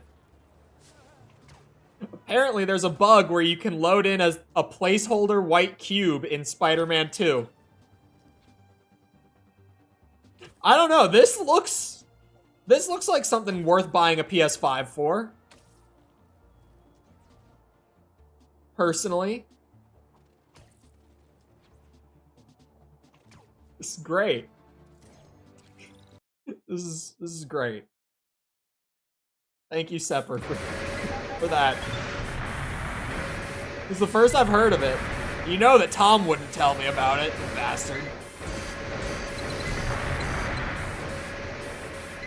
Looks like an indie darling. Yeah, it's got the personality to it, you know?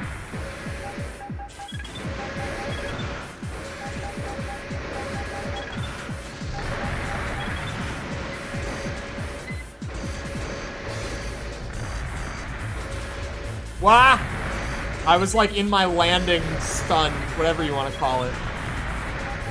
What would you call that? I'm sure that there's a term for it. There has to be, right?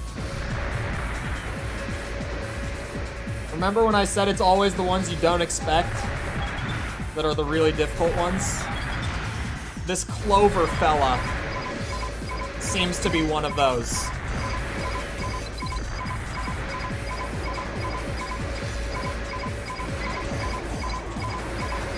Please don't hit me, please don't hit me, please don't hit me.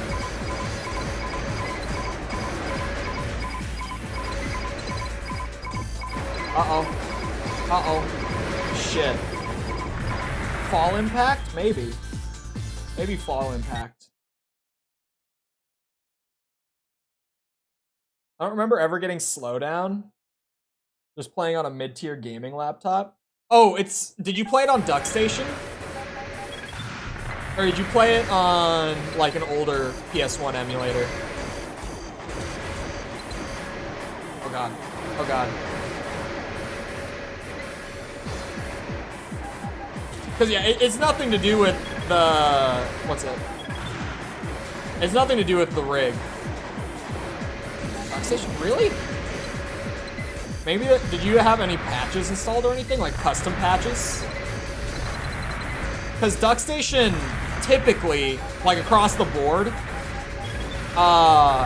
it has such an accurate replication of the PS1 system that it replicates hardware slowdown as well, which is really funny. For games like this especially, where it was a pretty common thing, like on the original game. My memory just might not have registered it. Possibly. But yeah, DuckStation, one of its funniest, like, quirks compared to the other PS1 emulators out there is that it has such an accurate recreation that you even get slowdown to be replicated in games where it would have happened. Which is what you see here. It's the only generation of Armored Core, also just because of being the only one on PS1, that I've actually had, like, lag or slowdown issues on. Like, none of the PS2 games did it for me on emulator. Gen 4 and 5 ran like butter on emulator. Yeah, well, Gen 5 ran like butter after hours and hours of troubleshooting. But it eventually ran like butter. It eventually was 60 FPS, no drops, nothing. Oh, and someone mentioned that apparently being played at 60 FPS, something about Gen 5 was supposed to be weird. I figured out what it was when I was playing Verdict Day. And its melee in Gen 5 is way more difficult to actually land when you're playing on 60 FPS. Someone mentioned that it was really specific. Like, there was something about playing Gen 5 at 60 FPS that, like, was wrong, and it was melee. And I found that out while I was playing Verdict Day.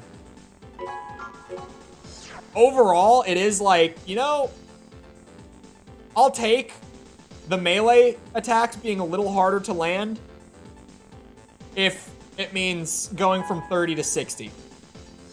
A lot of the time, I'm like pure, like perfect replication is what I aim for, but sometimes the trade-offs can be worth it. And in that case, it's like, okay, the trade-off is worth it for me. Top-ranked member of AC Team Fog. He's the youngest member, but a remarkable pilot. Funny how you like the most divisive generation so much. Well, according to Twitter, Gen 5 is not actually divisive. And I just don't know what I'm talking about. Keep in mind. According to a certain sect of Armored Core Twitter. Why did we start so close? Why did he start in the absolute center?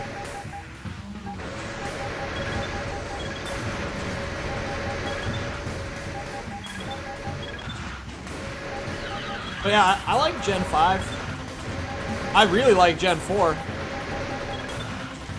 Gen 5 was weird. I didn't like Gen 5 at first. Like, the first couple hours, well, it's not that I didn't like it, necessarily. I thought it was fine. I thought it was just kind of, like, weak compared to the rest of the games, though. But, like, the more that I played it, the more it grew on me. And, like, by the time I finished 5, I was like, this is pretty fun. I like this. This is pretty good. So by the time I got to Verdict Day, I was able to, like, properly enjoy it from the beginning as well. because I was so adjusted to the base gameplay by then. Because Armored Core 5 is long. Like, if you do the order missions, I don't know if anyone has done, like, full story playthrough and all the order missions before, but God. It's long. It took me, like, 15 hours to play Armored Core 5. I was gonna say Gen 5. I don't know how long Verdict Day took me, actually. Like, genuinely, I don't know. Most emulators nowadays track, like, your playtime the way that, like, Steam does. Xenia does not. Because Xenia doesn't have a graphics interface, user interface. You think it would have been appreciated more if it came out before Gen 4? Yeah. Or even if it was, like, more of a... Like, if they kind of slowly transitioned back towards slowing it down. Like, if it got a little bit slower over the course of, like, 2 or 3 entries and eventually got to that point, I think it would have been fine that way, too. I think it's just, like, there is a jarring transition going from playing 4 Answer to playing 5. It's rumored that the pilot of this AC is blind. The truth is unknown, as he always wears a mask.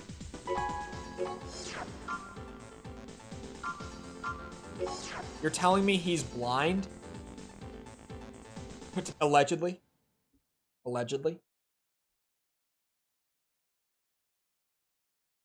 Watch, he's gonna kick my ass.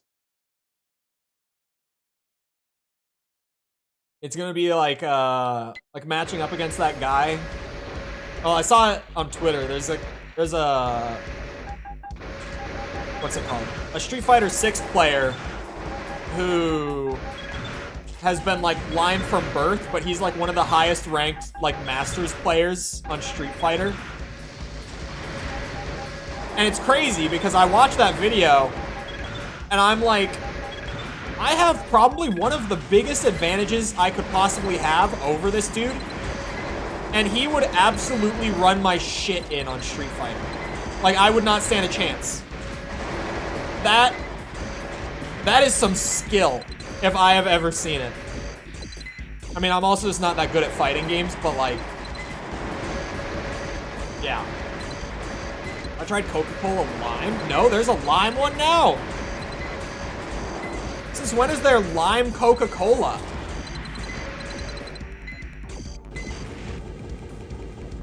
There's lime? Funny that lag is a feature. Well, it's not even necessarily a feature. I know that some games you can, like, do workarounds to get rid of it. Sorry, I read it, but I didn't read it out loud. I'm getting back to it. But it's just like a side effect of how accurately they are emulating. Found it at my local Five Guys. Shit. I don't drink soda anymore, but I would have to try it just out of curiosity. Like, if there's a wacky soda flavor, I have to give it a shot. I can't help myself. Okay. Oh, part. There's a star flavored one? There's no way there's no way we have that in the US. Because I know that there's a ton of Coca-Cola flavors out there, and we just do not have them in the United States for some reason. You would think that we would have, like, all the soda flavors and stuff because we're gluttons, but we don't. I don't know why. Like, all the Fanta flavors, we don't have them. All the Coke flavors, we don't have them. It makes no sense. You'd think we would be, like, the prime demographic for it. Tried it, like, a year ago. Wait, the Star one? Imagine something like a small fusion reactor. What would Star... Is it Star Fruit? Is it just supposed to be Star Fruit? Enjoys going toe-to-toe against others using only a blade. A truly honorable opponent.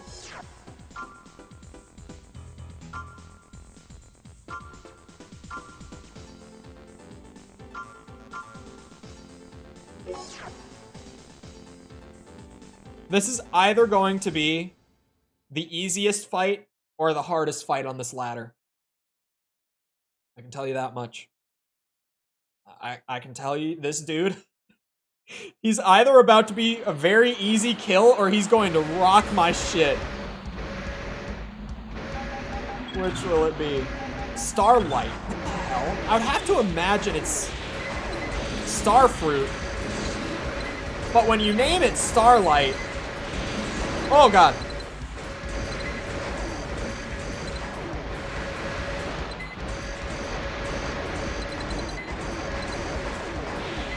Oh shit. Stay away from me. Stay away!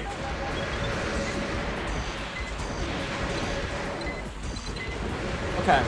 He was scary, but he wasn't that bad. Awesome vids about AC. Top-notch narrator. Appreciate it. Thank you. I have been so heavily debating on what the next review series will be off of the poll so far. Granted, it's going to go back out again on Monday. For the last time, it'll go out on Monday.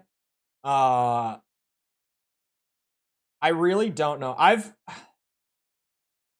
was talking about it with another content creator friend of mine, and she was saying that maybe I should do 2 of them side by side and just kind of like alternate between them.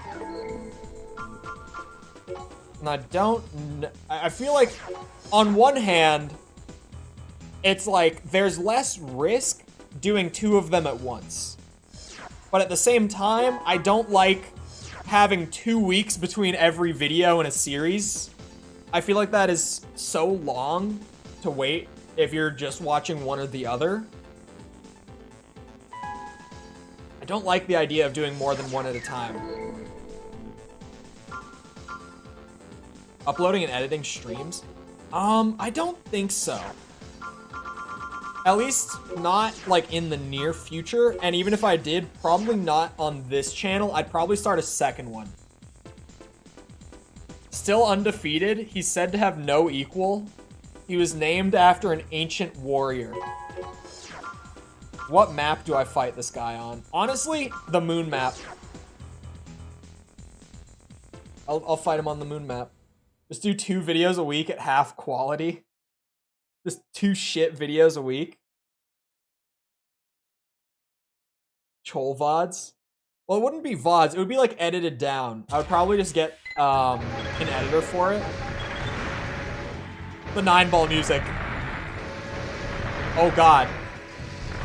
Oh god! He's raining hellfire from above. Son of a bitch.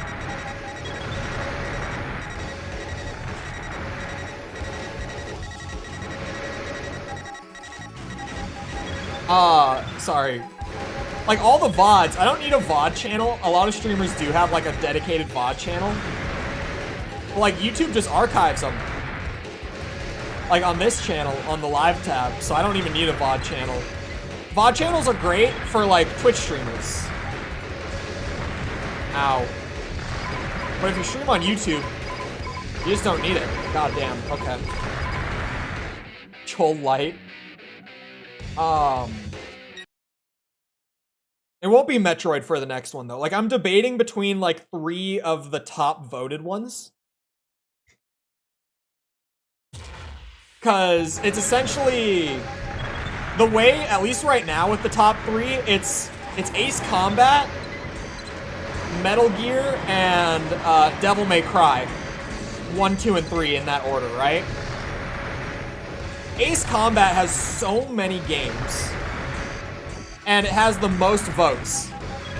So Ace Combat is like the safest in terms of like people remaining interested because it has the most votes. Of the 3, I mean the safest. But also I would be locked into it for like another few months. The way that I was locked into the Armored Core series for a few months. And then Metal Gear would be like in the middle. Like, it's not the safest, but it's not the least safe. And what's it? It's got like 8 or 9 games, I think, in the mainline series. So I'd be locked into that for like 2 months. But then, Devil May Cry is the lowest of the top 3. And so it's like the least safe transitionally of the 3 in that sense. But it's also only got 6 games, so I wouldn't have to do it for very long. And even just in that sense of like weighing up those 2 factors, it's kind of hard to choose between them. And they're all wildly different genres from one another. So I might get to a point where I just say, ignore all the number stuff. Like, out of these 3, which one do I want to play the most? Because they're all so different. On Steam Incoming tab. Yeah, I know it's sometime in October, right? Was the release date, so it should be out by, like, next week. And the AC6 video will come out on the 30th. Although I'll probably be working on 24th, I believe. Okay, so it would be out by the time that I finish the AC6 video. There's no way I'll have it done by the 24th.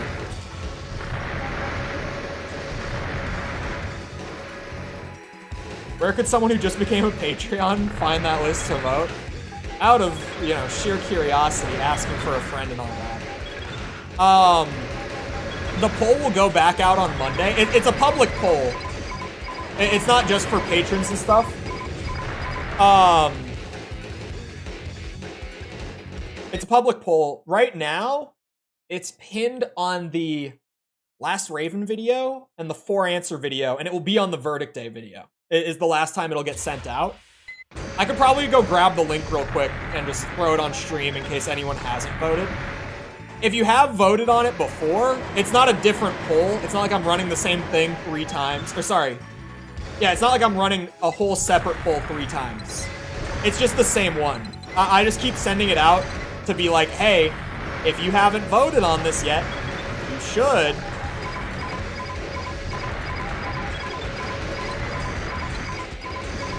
No regrets. Ow. I considered doing like a patron and member only like tiebreaker for the top 3 as well. I still could do that. I'm not saying I won't. It's still a possibility.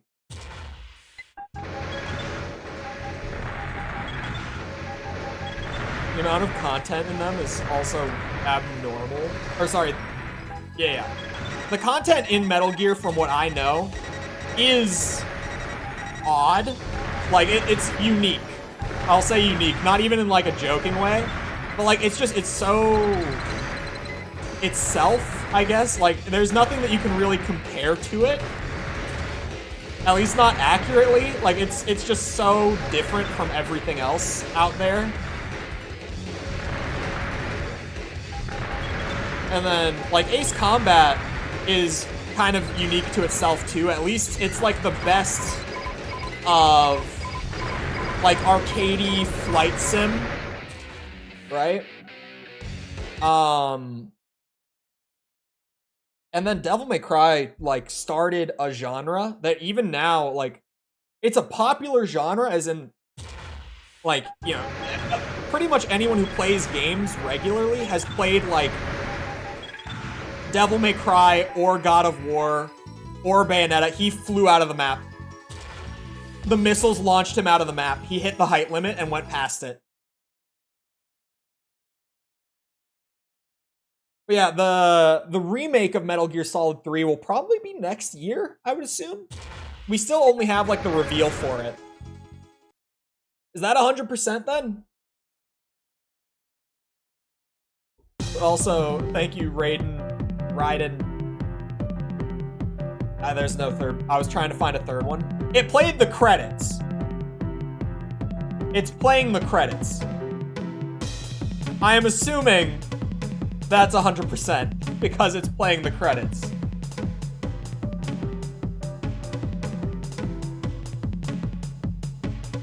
Went past the limits of the moon. He did go really high up. I was here. Dude, disc 2 was long. Like, that was like 12 hours of just arena fights. It was genuinely 12 hours. It took me 3 full streams of just grinding arena battles on this disc. God damn. That's Gen 1 done, though.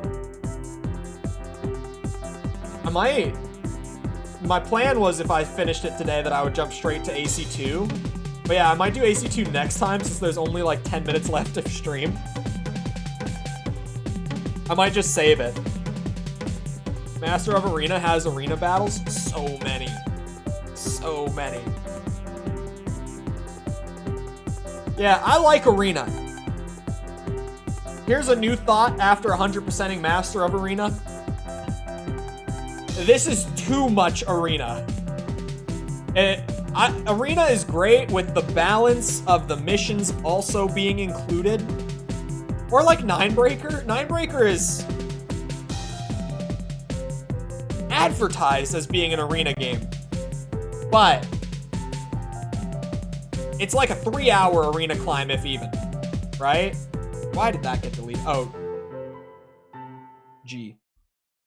Thank you, Suffers. It's over? That should be the 100% for MOA. Another Age. Another Age is like the opposite of it, where that's too many missions. And not enough arena. It's no arena. Like, it's all missions not balanced out with anything else. That's the opposite side of it for me. You do get a part. Thanks for giving me a part for 100%ing the games. Like, what do you want me to do now? I appreciate a 100% award. Man, I lost 166 times on disc 2. AC6 co-op could be the easy mode. Do people ask for easy mode on 6? Bot warned me for saying congrats. Yeah, some of the singular letters, because of ways that people get around, like, the YouTube auto-moderation to, like, spam slurs and stuff like that in chat.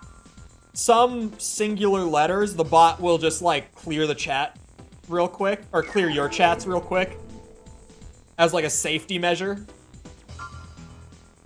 100% 9-balled. That's Gen 1 off the list. Since what game was multiplayer introduced? In terms of local PvP, the original game had it, I think. Like, I think it's always been a thing to do, like, you know, like, couch, like, split-screen PvP. Network multiplayer, I don't know. But I think it's Armored Core 4.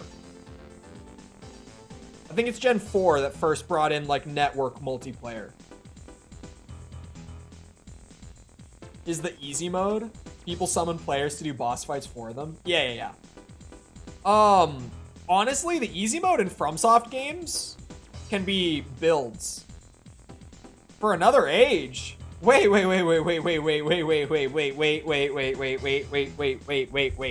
Another Age has PvP?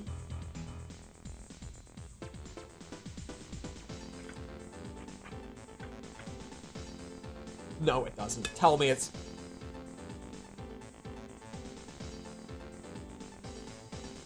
Oh my god.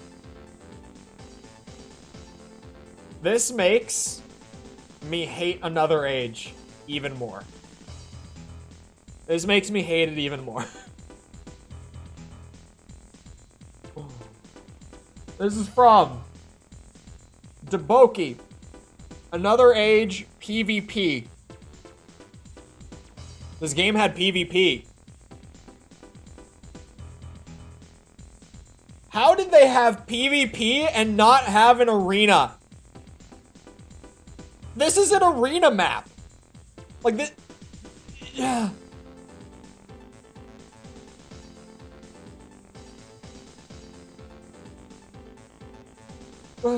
I'm left speechless. I never even considered this.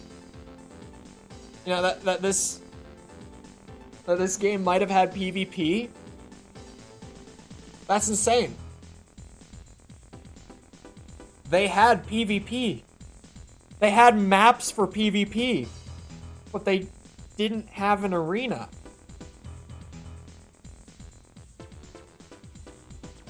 Ugh. Seemed like you were most passionate about DMC. Well, earlier, before I ran the poll a second time, DMC was like strongly in second, and it was pretty close. Oh, hold on. Let me go grab the poll link real quick. And I'll pull up the poll on screen too, to show what I'm talking about with what I'm about to say. Japan takes the cool stuff. For anyone who hasn't voted on the next review series, by chance, it's there. But, hold on, let me pull up the results on it. Yeah, here's the thing, especially with Ace Combat, that is giving me dilemma. So Devil May Cry was second place, and it was pretty close in votes to Ace Combat. So I was like, it's different. So it like keeps me from getting put in the corner, right? It's got a lot of votes. Second most interest, can't be much worse than first. And you'll see like DMC and Metal Gear are very close in terms of votes. Like these are pretty much negligible difference, right?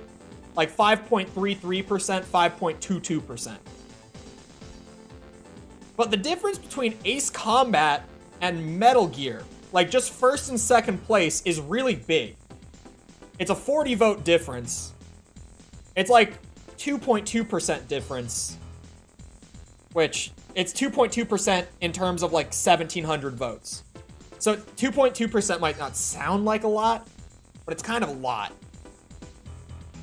So that's where Ace Combat's really throwing me for a loop now, is it's so far in first place, like so far ahead of second place, that I'm kind of like, shit.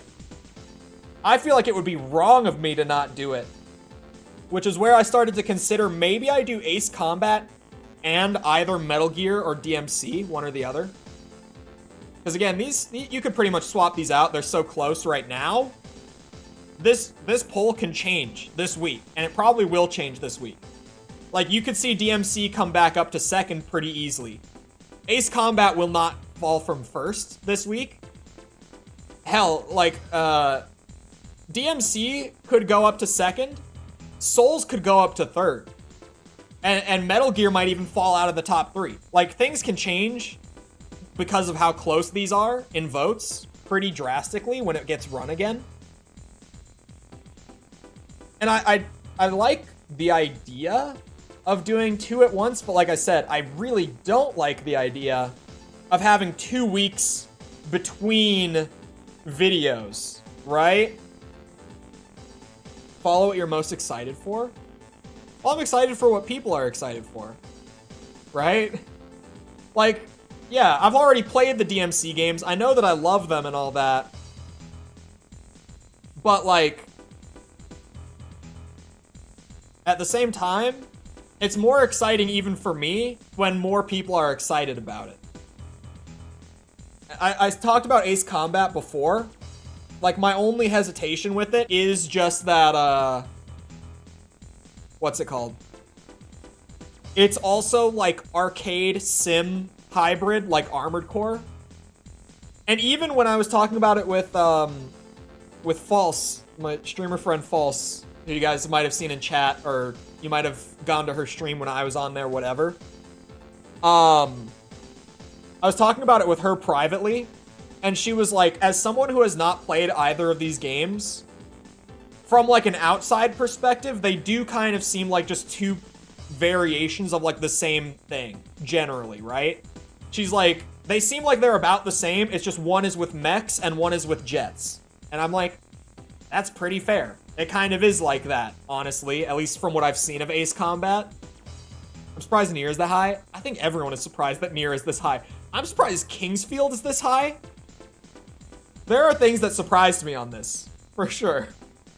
In a really early run of it, Resident Evil was, like, literally day 2 of it, Resident Evil was, like, second place. And that surprised me, because I was like, whoa. Like, Armored Core has a lot of Resident Evil overlap. I'm still surprised that Armored Core has a lot of DMC overlap. Like, stuff like that surprises me to see those fan bases being so, like, overlapping. That's the best word. There's no other good word for it. Anyway, it is about that time. We got Gen 1 done. It only took 9 days, so what? 36 hours? Actually, hold on. Oh, I would have to close the game. I was gonna say I could tell you the hours for each one. I'll talk about that next time. Don't want to be pigeonholed into sim niche. Yeah, that's the only thing with Ace Combat that I'm really hesitant about. Which I could probably get away with if I did 2, but then 2 weeks between videos is kind of shit. Anyway, hope you guys enjoyed. Once again, Verdict Day video is available for patrons and members. So if you are one, you already have it. Just go and check like the Patreon feed, the community tab. There's a members post on there, whatever. If you're interested and you're not one, not a member that is, starting as low as like $1 a month, you can just get stuff like behind the scenes updates and all that. Starting as low as $5 a month, you get the pretty much everything outside of like the super niche stuff. In terms of like getting videos early and all that, right? So check that out if you're interested. Also, if you enjoyed the stream, feel free to go ahead and leave a like. Helps out a lot with algorithm and stuff, so I appreciate it. Thank you if you've done so already. Thank you if you're about to do so. If you're looking for links to anything else outside of YouTube to engage with the community, feel free to check out links in the description below. Things like Twitter, Discord server, TikTok. I've been on Twitter a little more recently. My Twitter is normally pretty quiet, but I've been on it a lot more like the last week or so. So if you want more just like random unhinged thoughts from me, Twitter's the place. Twitter is where I randomly log on one day and I just talk about the most random bullshit. Anyway, other than that though, once again, I hope you guys enjoyed. I'll see you always back here next time. I hope you all have a great rest of your day. Thank you for coming to the stream, and goodbye.